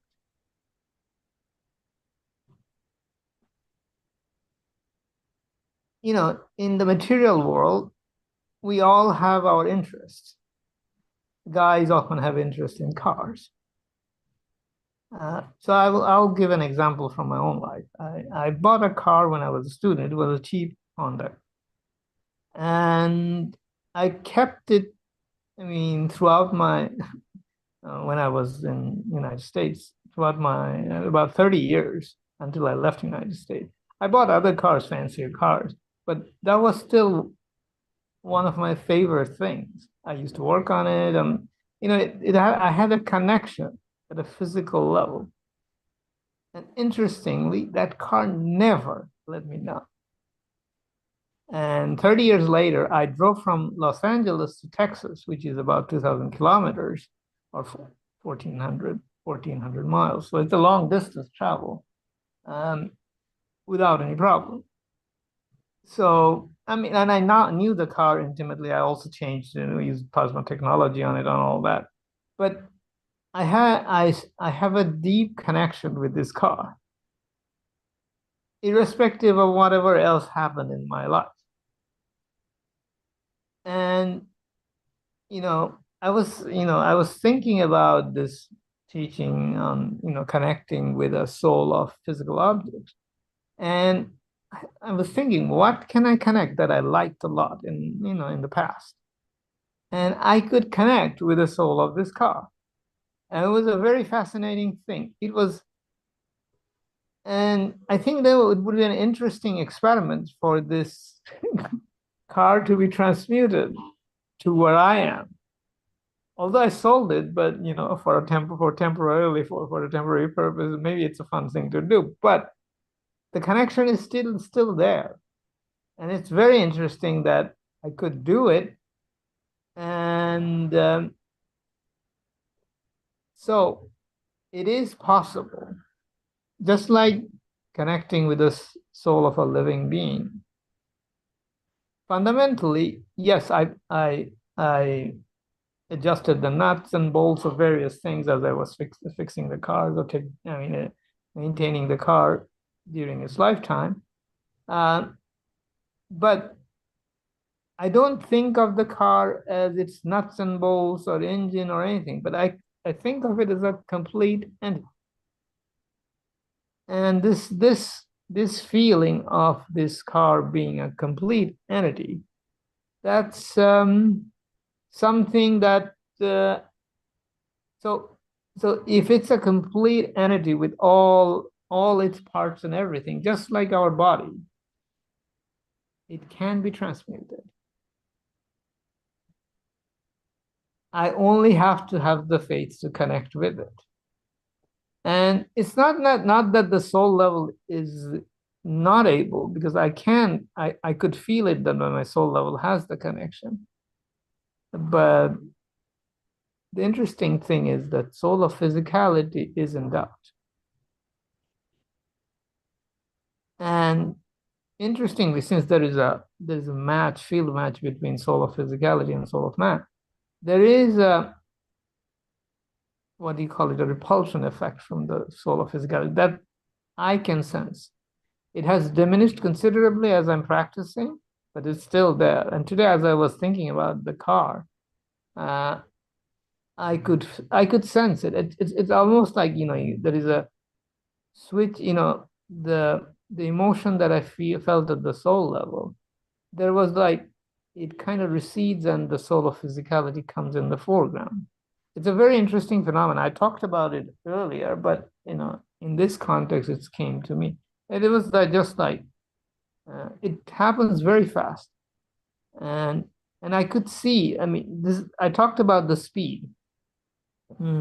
Although soul of man is a lot quicker because it operates at a higher field strength, but soul of man is also in the field level. So it operates very fast. So, and it seems that I have to kind of consciously remember that the soul is in charge. It's kind of like, soul of physicality, which is mind and soul. I mean, we have actually an expression in my native language about this. Somebody saying something? That, hello? No, I said no. Nobody's saying anything, just you. Okay, all right. So this interaction, they are, I mean, when we think about us, we think ourselves as a physical being.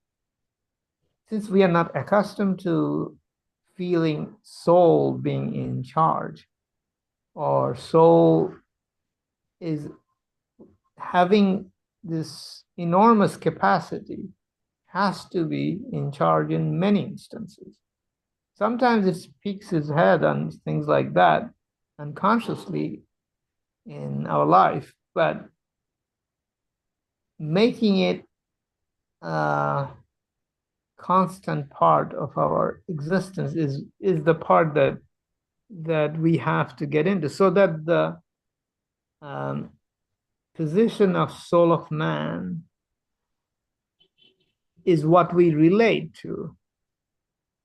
And as a subsidiary entity, soul of physicality comes into operation in certain instances.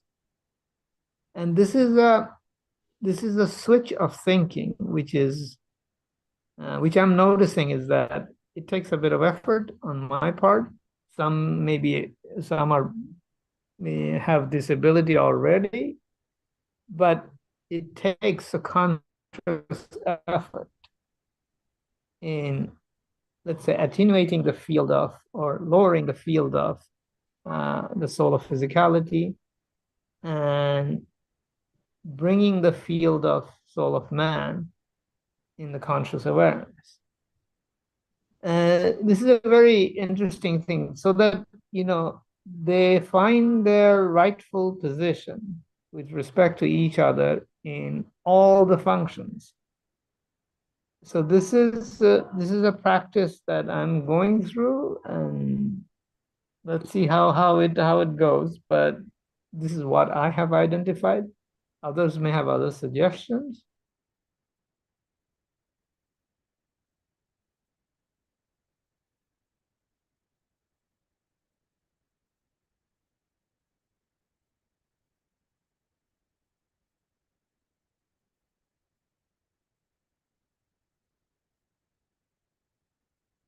Sorry, I got disconnected. Okay. So what I was saying is this, these are some of the things I am exploring, and things are improving. There's definite, I can sense that, but others may have other ideas or other approaches which can be equally valid in harnessing. Actually, really, it's harnessing the power of our soul. It has to come into the foreground in the sense that we are this capacity of soul of man is available or in service continuously, and it's very fascinating. It's very interesting is that you can do things so rapidly and simultaneously with soul of man when it engages. I mean, sometimes it's kind of like it stuns you. You kind of get into a state where it's kind of like there's a you have a sense of surprise, but not quite, and there is a sense of joy or sense of pleasure. It's kind of like what Mr. Keshe was saying about pleasing the other soul. So it's not the word is pleasure, but I would not say the pleasure that we have in the physical sense. It does not match that. It's a different kind of thing. That's the one. That's the way I feel. And yeah, we can say it approximates the pleasure, but not quite.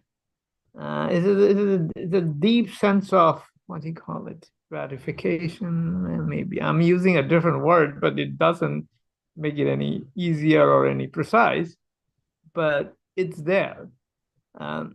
There is we all know about physical pleasure of different types, but this is not quite any of those. And so the thing is that sometimes, it kind of like, but that state does not snap you out of the functionality of its operation. So you are still engaged, but you're still in awe. But then there is this physicality saying it doesn't have enough trust. And as I said in the last class, trust in the soul. It's in the soul of man.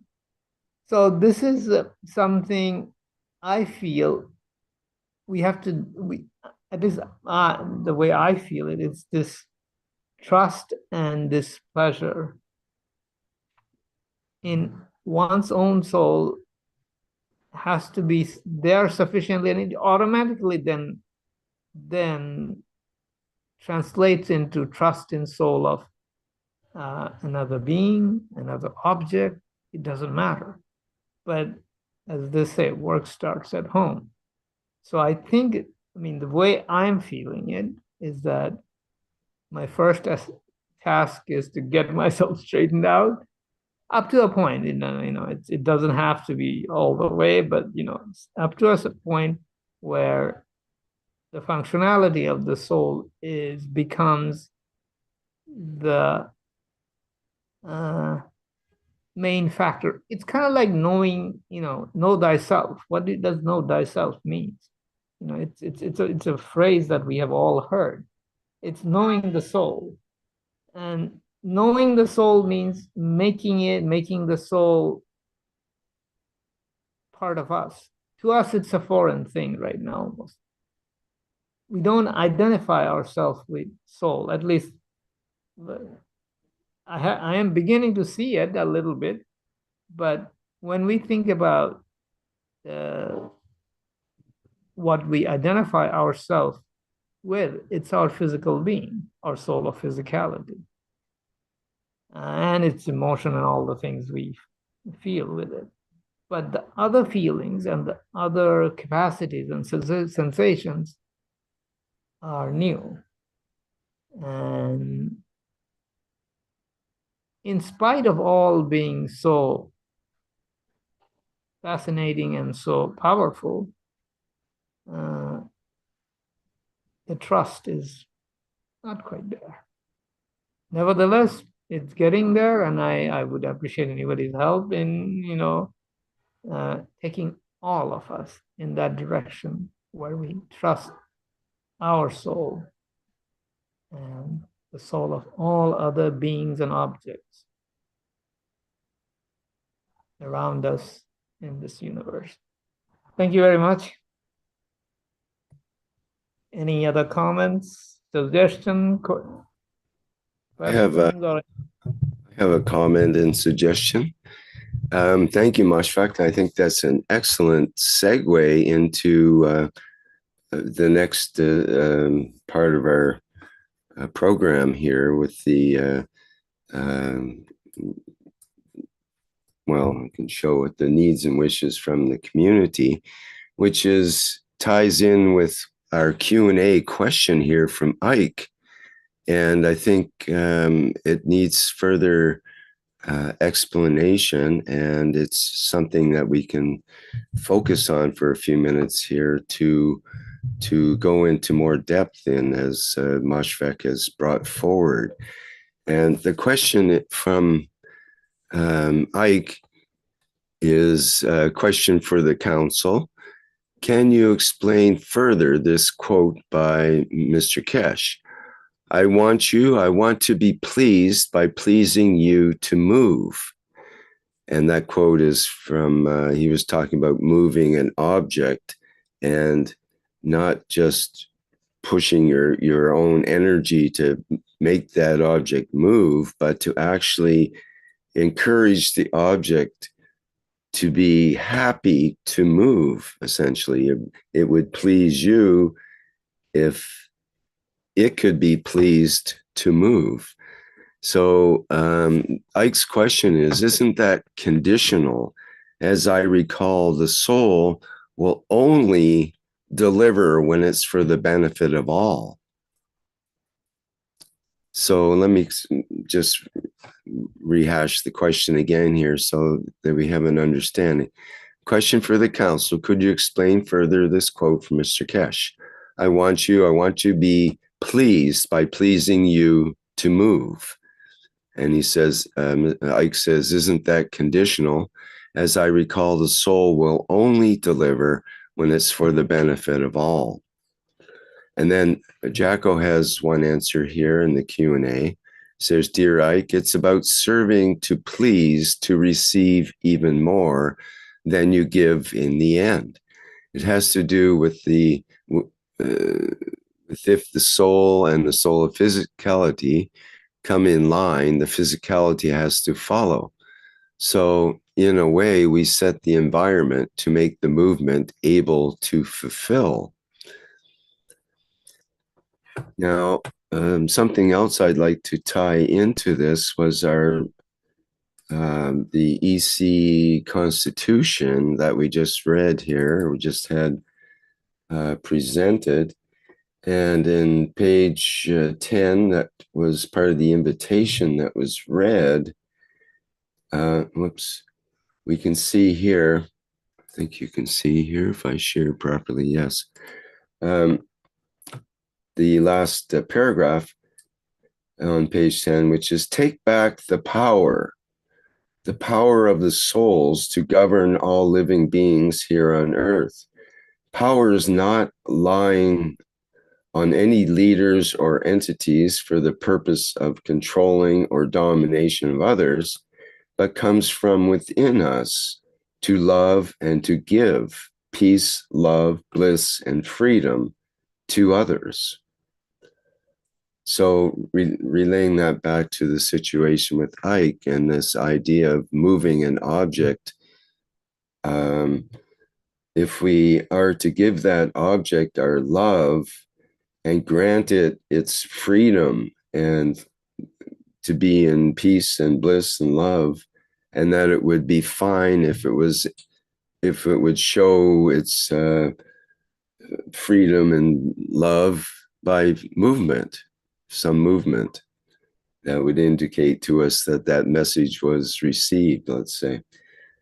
And that's part of the realm of unconditional love that's within the power of the essence and the soul. And then when that comes on strong, then that's perhaps I'm saying is that point where perhaps we can move objects and literally or figuratively move mountains. If we have that much, was it the faith of the mustard seed, which is, you know, the faith that it will grow regardless of if the conditions are correct. So that's part of my take on that.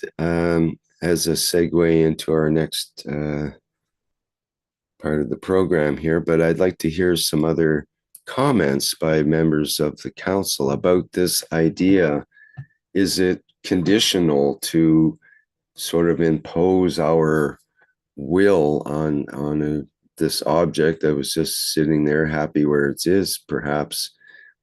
Why is it that we can prevail on that object, and with our will, what makes that sort of okay?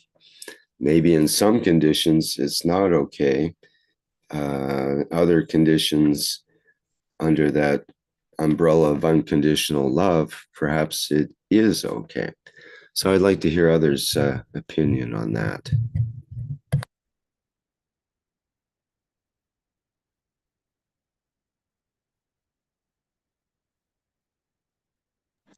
Well, just to state briefly, if you recall the test we did in the plasma reactor group where Mr. Keshe came in probably about 2 years ago, actually, and he wanted to run a quick test, or, you know, maybe an hour or so, a test, and he had a plasma field generator, I think, in the background. We don't know. He didn't explain it exactly, but he was asking us to do different things, and I wanted to transmute. I mean, I've been practicing in a way, or wishing to do that, for even before the Keshe Foundation. But once we had our headphones on and we were listening to some instructions from Mr. Keshe, one of the last things I recall before that phenomena happened was that I said to my soul knows it would please me to do that. And I said, you know, it would please Dean and Mr. Keshe if I appeared in the Linz Center. And that was one of the last things I remember saying to myself in so many ways, that they would be pleased to see me appear there. And then it seemed like the process happened. Of course, when I got there, I came back and everything, and Mr. Keshe was asking us to share what we experienced. I said I did go there, but I didn't see you or Dean. And he said we were hiding. So I never fully understood that, but maybe I was just in the dimension of energy at that point, not a full transmutation. But that was one of the last things I recall saying to myself, that it would please Dean and Mr. Keshe to see me appear in the Linz Center. It's pretty funny. I think he was probably hiding. They're both hiding because they're the experimenters and not supposed to be part of the experiment. Mr. Keshe said one time he's there not to, he didn't want to influence others and be part of it that way. So that's probably why he was kind of hiding. I bet you could find him if you really tried, though. So I just thought I'd share that aspect of that test. I would like to add something about this. Can you hear me properly, Rick and Mark? Yes, clearly. Go ahead. Okay, fantastic. Yeah, I thought about this cup because for me, it's always been a very good question. And for example, what I'm learning for all this experiment and research on transmutation, from my own experience, what I'm learning is a little bit what Mushfaq said, that you have to become aware, and then you have to notice differences. So I do agree. I understand the fact that we are all soul, we're all equal. So on base of this fact, for me, it seems also understandable that we can connect with object, because even like Mr. Keshe said, even the stone have a soul. And you connect with things for sure. But what I'm learning through the transmutation experience, it's that the connection has to be done not by thinking. So try to think like you want to please the cup, or the cup want to please you, and then the cups move. But it's more on feelings, on be able to replicate that feelings of unconditional giving or unconditional love, or so it's pretty much on the same line to get that fundamental plasma, that common denominator that is between us, that we have it, every being has that common denominator that connects us to the what creates us. I think to get in, to be able to go to that line, that's why you connect with these feelings of unconditional giving. So you have to be able, I think the skill is to replicate that feeling and sensation. I think that's why, like Mushfaq said, this word of please is not really the word, is not really the feelings that we're looking for, but the word is similar. And I feel the same. That's why on the fact that Mr. Keshe tell us to replicate unconditional giving or unconditional love. That's why he remind us, do you remember when for the first time you fall in love, or can you replicate the love, the unconditional love you have for your own child or your own mother or father, So he target a very deep connection that we all experience in our physical life. So every one of us has been in love at least once. Even with, it doesn't have to be with someone, it can be even with things. And a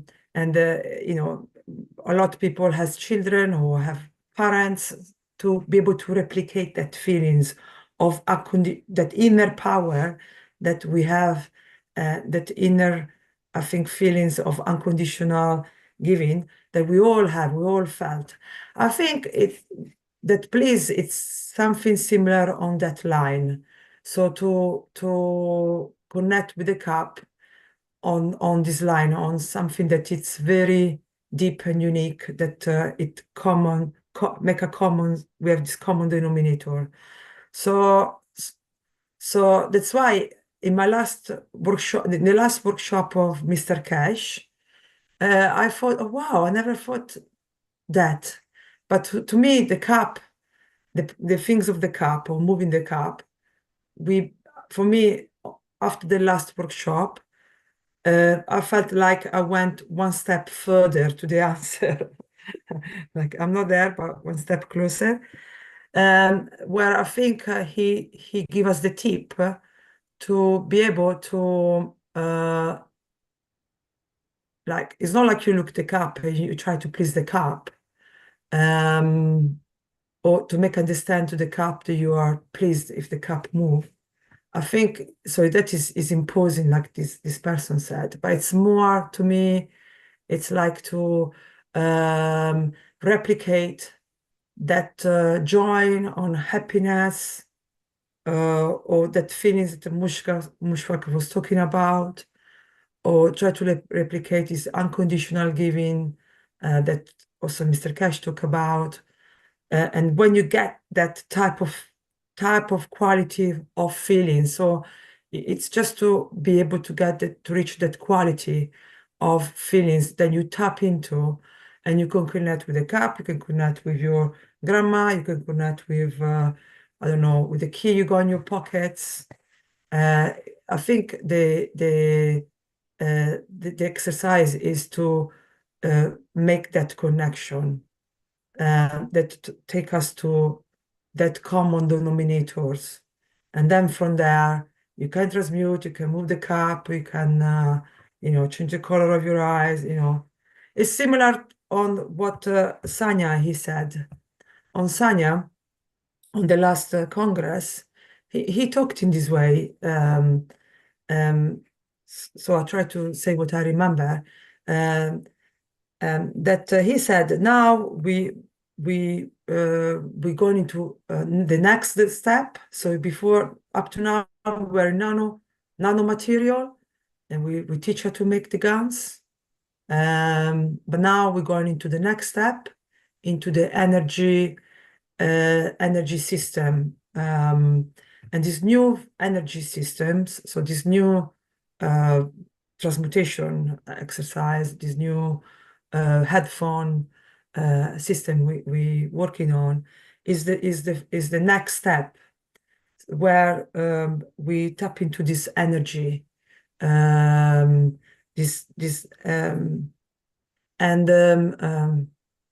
I lost myself now, rubbish. But I just wanted to say that yes, so we step into this new way of doing. Yeah, and he said in this seminar, he said the same. He said, once we learn how to tap to this type of energy, we can then create. I can create with this system. I can create proteins. I can create any type of materials. I can create water. And he's already doing this. This is already been done.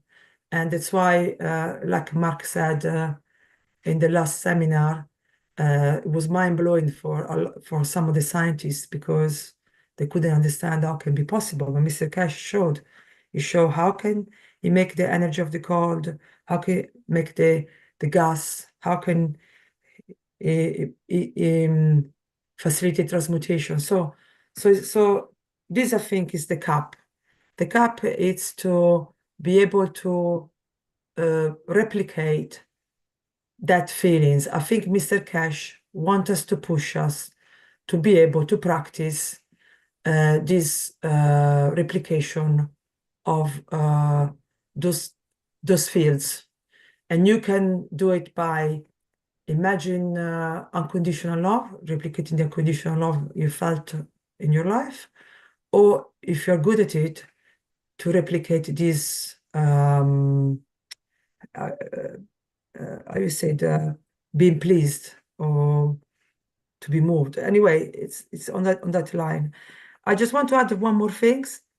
For me, after the transmutation session, especially after the last one, what I've been noticed up to now is that I definitely increase my sensitivity 100%. I make example. When I was in Italy, I went to see my dad. My dad is dead a couple of years ago, passed away. So I usually go into his grave to say hello, like everyone. But lately, it happened in the past, but lately, so in the past, I started to notice that every time I was going in front of my dad's grave, I could feel a different energy.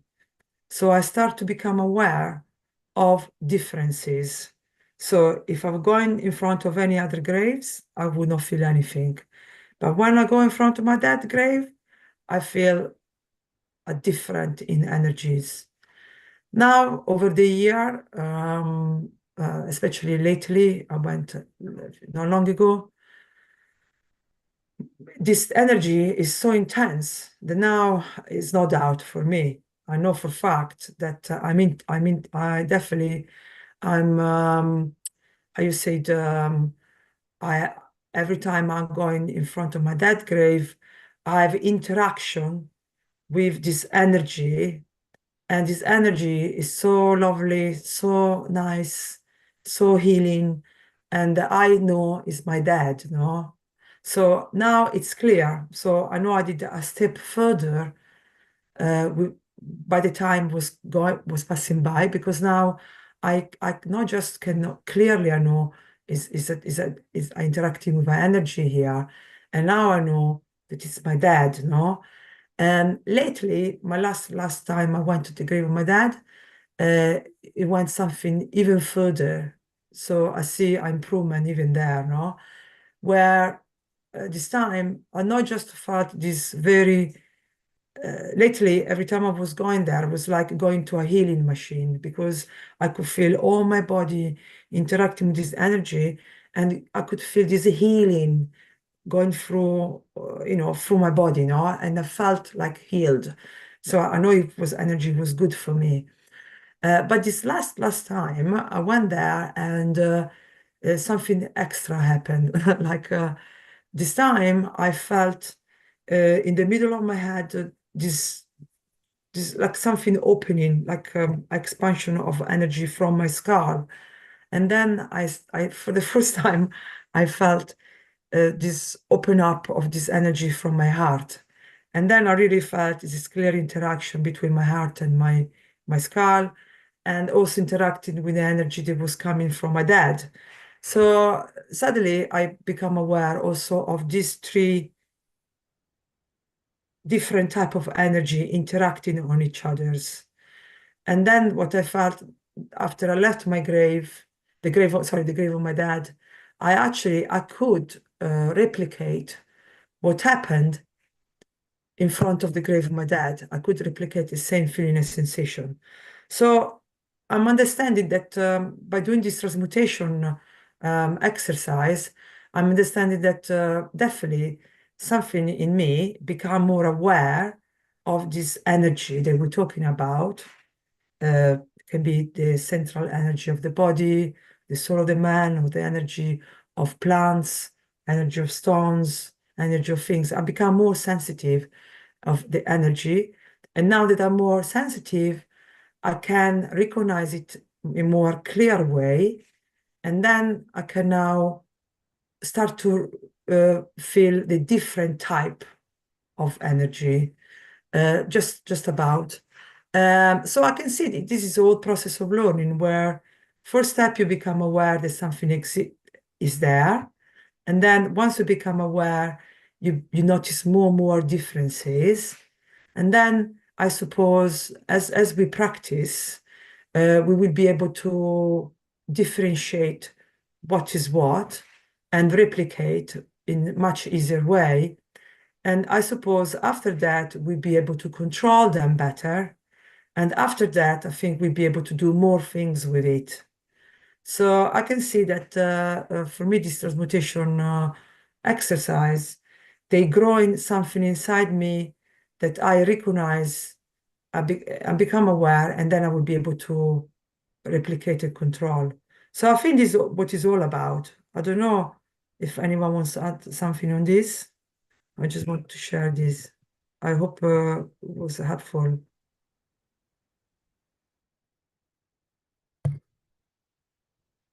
Oh, it's very clear. Thank you, Stefania.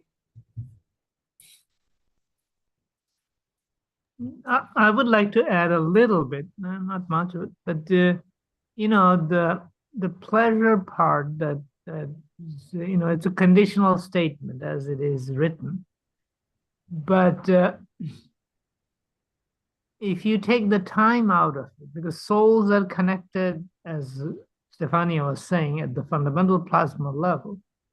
So pleasure of one soul is the pleasure of other soul, and vice versa. It's a zero time thing. It's a common thing. So it's not like two separate things. Once it is directed towards both, whichever soul does it, it's the same thing. So it's kind of like it's like when we move our hand to pick up a glass of water. Is it our body? Is it our hand? Or is it our hand sending out to the body? But it's a complete thing. Both the hand and the body are the same. So the object is no longer the separate thing. They're the same. So the shirt or that I'm wearing in transmutation is not separate from me. Even in physical life, when we go somewhere wearing some clothes, that's part of us. We don't consider it to be separate from us. So that idea taken to a level where the separation is no longer there. We are it, it is us, kind of thing. And it's a unity of souls. In that case, it's under that condition, as Ike says, he says, recall that the soul will only deliver when it's for the benefit of all. If you are that object and it is you and it's under that unconditional love, then it's automatically for the benefit of all. That's how the benefit of all is delivered through that unconditional love. So it seems like getting back to this idea of moving an object, for example, I recall something that Mr. Keshe said many, many years ago, back in the original, it may have even been before the Knowledge Seekers workshops.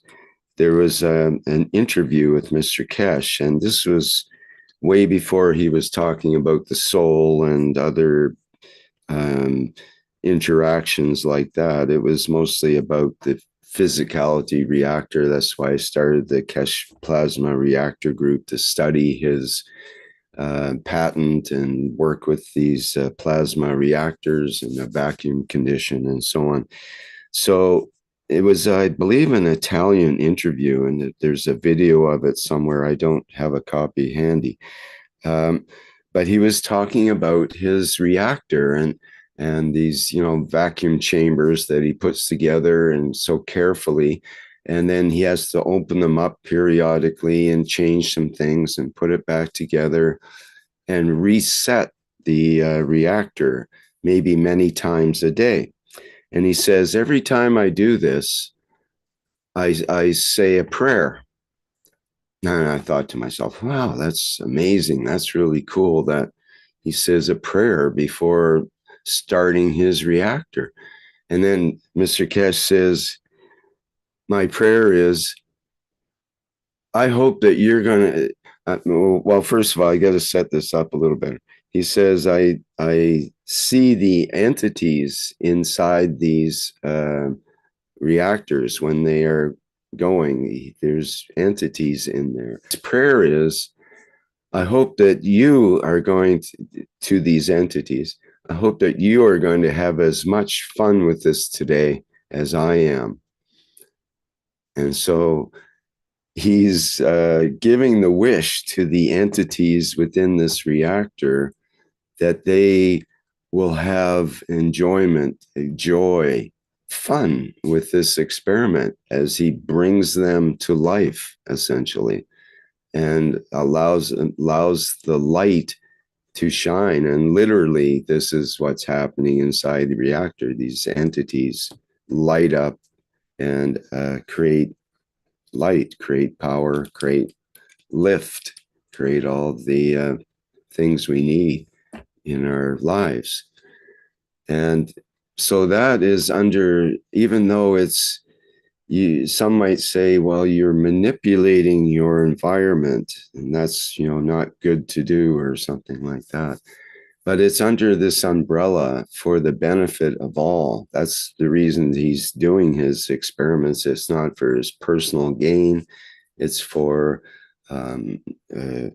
increasing the knowledge and being able to deliver on the knowledge to show mankind what the way forward with the plasma technology as a way of engaging your soul into, that's part of the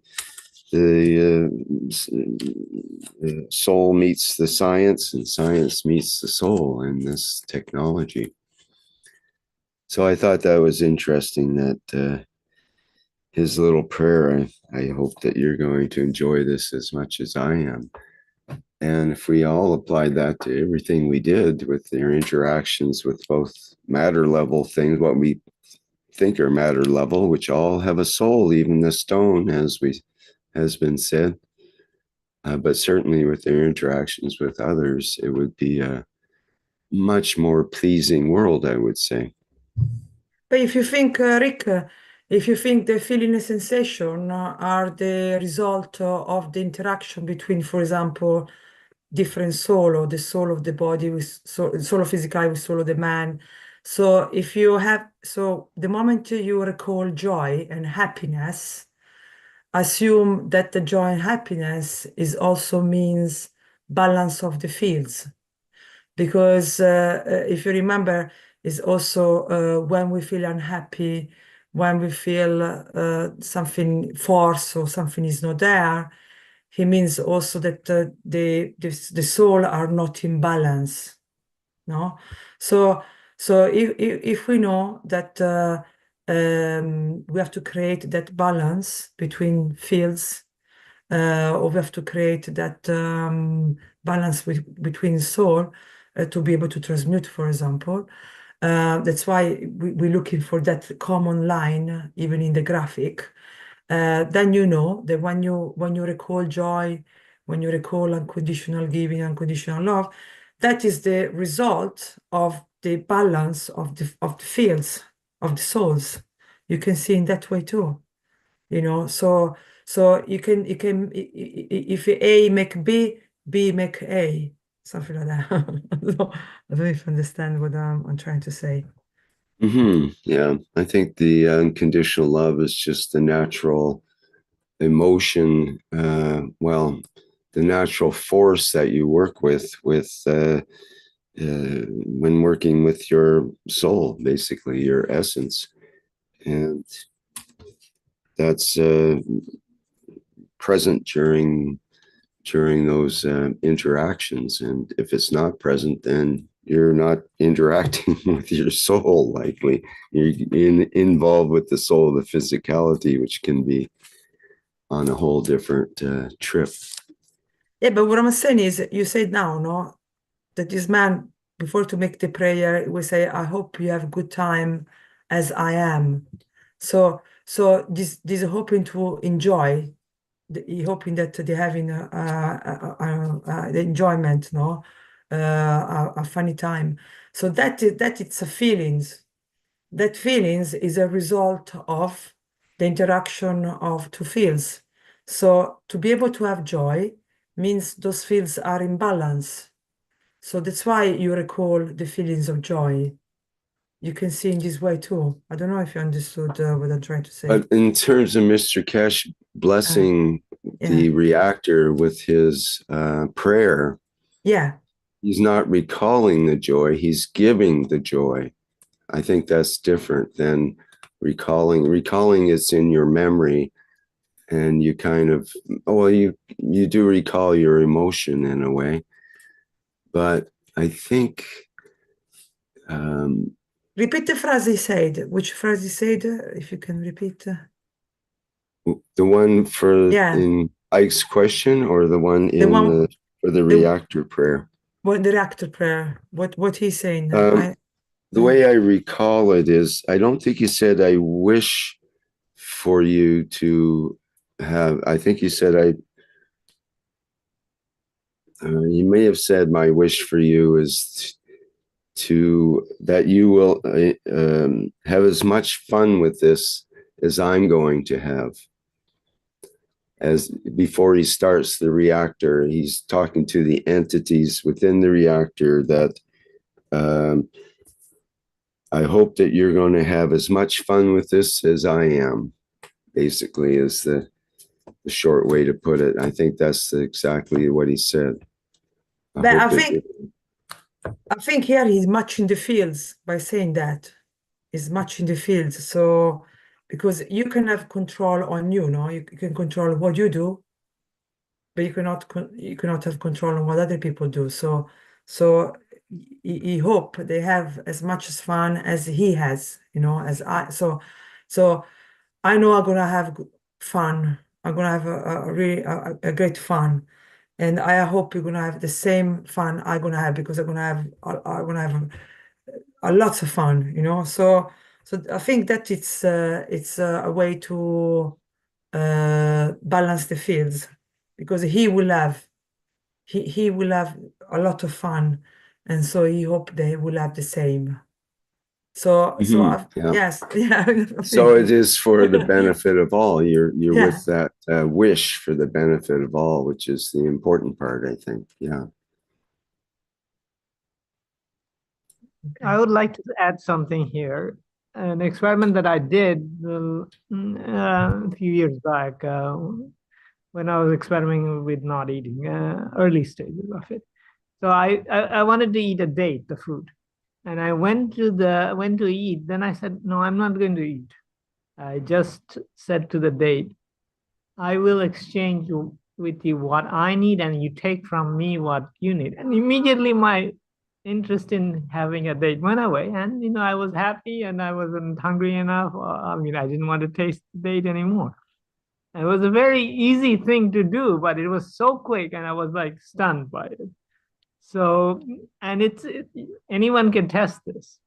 It's actually a very easy experiment to do, and it's a way to get off our habit of eating food. But I mean, it didn't sink in. It took some time for it to sink in, but anyway, it was very easy experiment. I remember that.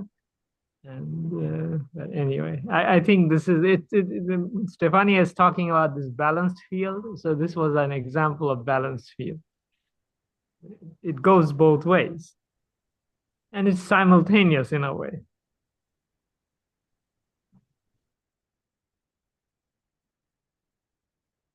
Yes.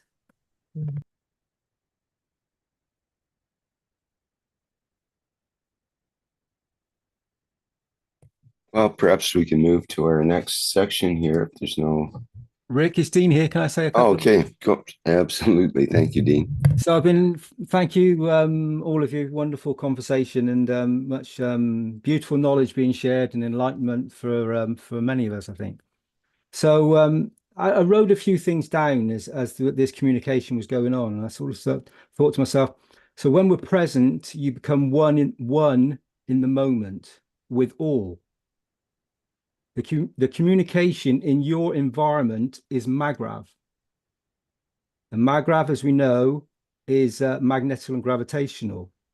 And this means it flows both ways. So when you become present, you become one. How else can an atom or a universe, and you can change those names for anything you like, have communication? Because it's through a field interaction when in a plasma field condition. So that can be in a plasmatic condition, or it can even be in a matter state condition of a physical matter state as we are. So when you're present, you have communication, the flow, and it's not where you think. So this was something for each and every one of us. It's in a different time, place, and position. And for each and every one of us, I think the flow is different. I think the position is different. And for some of us, we feel we guide to a certain place. And for this particular soul, it's not the right place. And it's just making yourself available, as you said, matching the fields, or giving from your soul to let the other soul know that they can receive whatever they need, so that you receive the energy back, as MOSFET's just said. And so it's that soul interaction that is that superhighway, that is the transmutation of the condition of you being in the flow, which is being present. And that's what most of the conversation has been about, the transmutation and all the interactions with the foundation and all the wonderful souls that are present here and all the souls that are listening. It's that flow, it's that matter state to plasmatic condition, that space gap, that communication. When I look at the image on the screen here and I see the green globe, And all the interactions, all this talk, all this speech, everything we do is on that globe, all the interactions. But when we take ourselves and we look at just one point outside of that globe and realize that that globe is a speck of dust, not even this in the universe, in a solar system, in a galaxy, in the unicos. So when you open your viewpoint and you allow yourself to communicate with other souls, who knows where the flow will take us, or will take the plasma, the soul? Who knows where it needs to be? And that is where Mosfek and Stefania and all you beautiful souls that are present here have come to understand and gradually nurture the position of understanding the flow of energies between one soul and another, and the communication when you become present, when you gently stop for a moment, even stop your breath, stop if you feel your heartbeat in this very moment, just gently slow it down with a thought, with an intention. And then sometimes you might feel your heart getting stronger or weaker. And then you're opening up that plasmatic highway to another position that may be well outside of that green globe.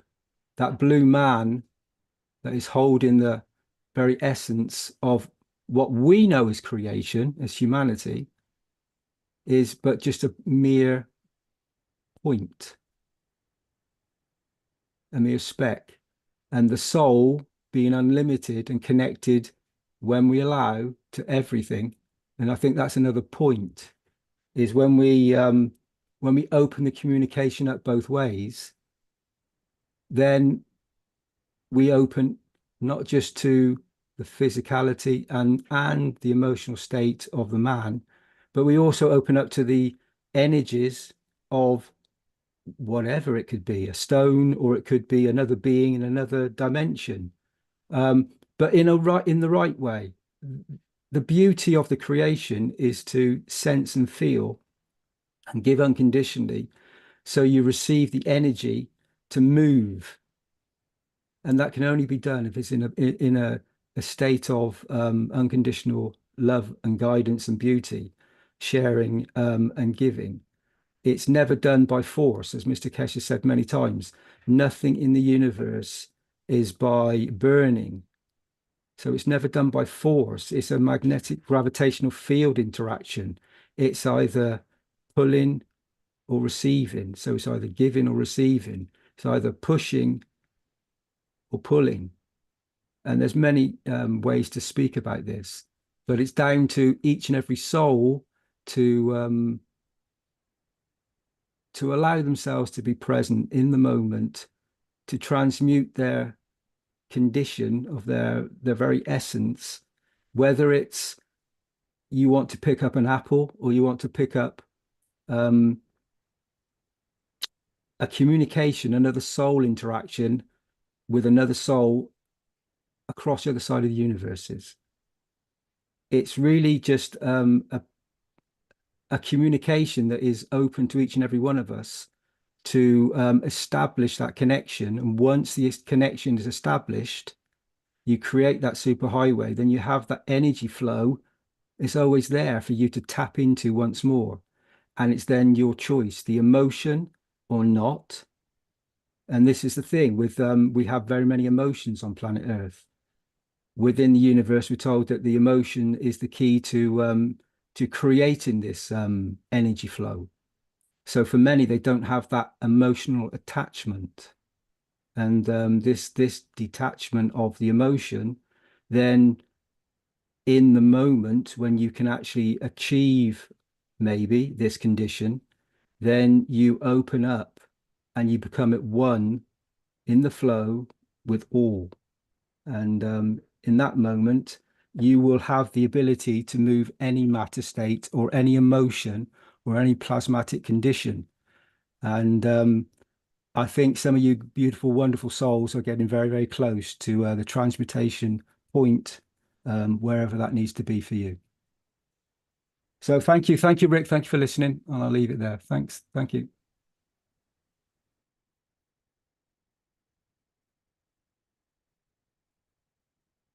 Great. Thank you, Dean. Is there anybody else that would have a comment for this part?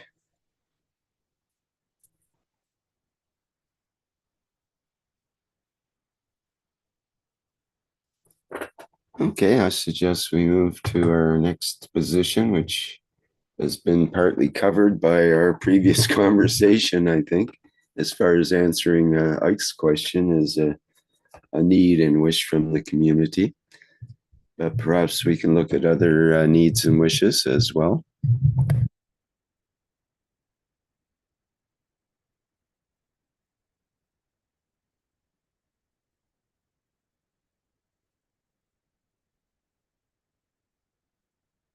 Yes, I think we cover it. Yes, so because we are quite over the time, so we cover it. I just want to make an announcement that we have two Canadian from your country, knowledge seeker, Nicholas and Sasha. They've been traveling in Italy, and I went to meet her in Milano, and now are in Spain. So I'm gonna let know the detail to Lisbeth to post their face in the Spanish language group, because they're traveling now in Spain. They're gonna stay there, and then I think they're gonna move to England, and they wanna meet as many knowledge seeker are I would like to meet with them. So Nice. you know Nicholas? Do you know Nicholas? Yes, Yeah. he's wonderful. So Yeah. yeah, I'm sure that'll be a good experience for everybody that connects with him. Yes, just want to make this announcement. Okay, thank you so much. Thank you for everything. We're quite an hour over the time, so we can wrap it up. All right, sounds good. Anybody else? Any last thing to say? Rick, can I just quickly say, sorry, it's Dean here. Can I just quickly say that with all the interactions that happen in these moments, with elections and things, and the big swings with the souls repositioning, it's just a wonderful time for each and every one of us to connect on a soul level with the Universal Council and with all the beings present on planet Earth, and just give them some wonderful energy, so that we bring those three wise men of thinking, speaking, and acting into all the conditions of the governance and the beauty that is part of being present on planet Earth, and connecting with all the souls that may be present with us. So a need and wish for all the souls to be in their full essence of the beauty of the Creator in this moment. Thank you, Rick.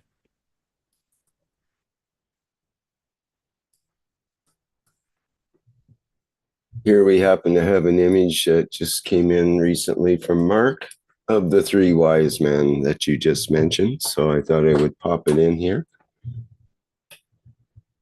I don't know why Mark sent that, but seemed appropriate at this moment. So thank you, Mark.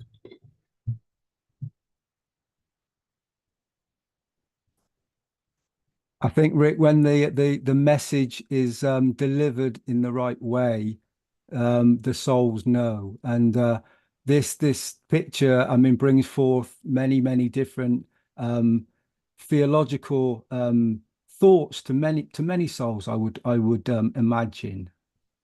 And well, it's I a think, new line on it, like you mentioned, and Mark has mentioned too, about the good thoughts, good words, and good deeds, basically, as being the three wise men. And it's an interesting take that I haven't thought of before, and I think it's great. Yeah, it would be nice to know that within those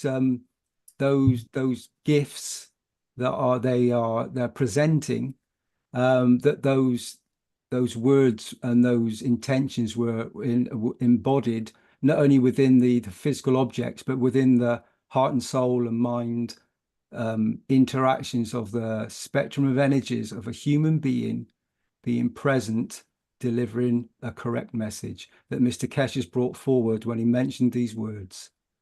Think good, speak good, and act good, do good.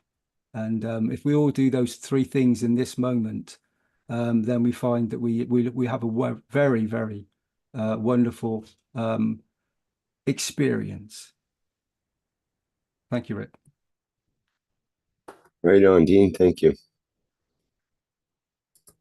Okay. Well, I think that brings to an end our workshop today. We did have this put in, but I think we are going to have that today.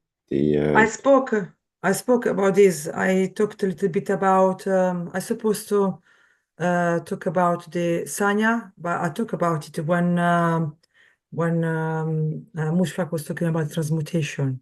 So okay. I tied up everything in one because I see we were running out of time. All right, we're on the last frame here now then. So if someone can read that out, we'll complete the workshop. I can do that for you. We are here to serve, not to be served. The Universal Council. Thank you. Well done, Stefania, and well done all the members of the Universal Council today. Wonderful show. Thank you very much. And Nicola and Sasha are in Malaga. So if there is any knowledge seeker who want to meet up with them, they're in Malaga. Very good. Thank you. Okay, this has been the 330th One Planet, One Nation, One Race for Justice and World Peace here on Tuesday, June 11th, 2024.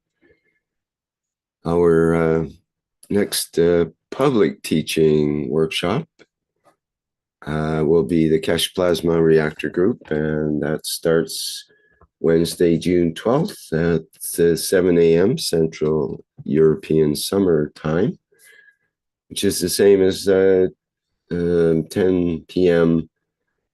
Pacific Time today, June 11th, on Tuesday, in Pacific time where I am. So folks are welcome to join that, where we show plasma technology on the practical end of things, and it's for beginners and old timers. With the technology, we find something for everyone. Okay, thanks everyone for being here today, and we'll go out with our usual flight enhancement spaceship unit as soon as I can get it lined up here.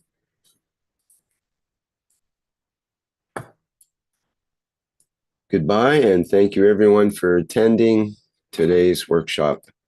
See you next time. Bye for now.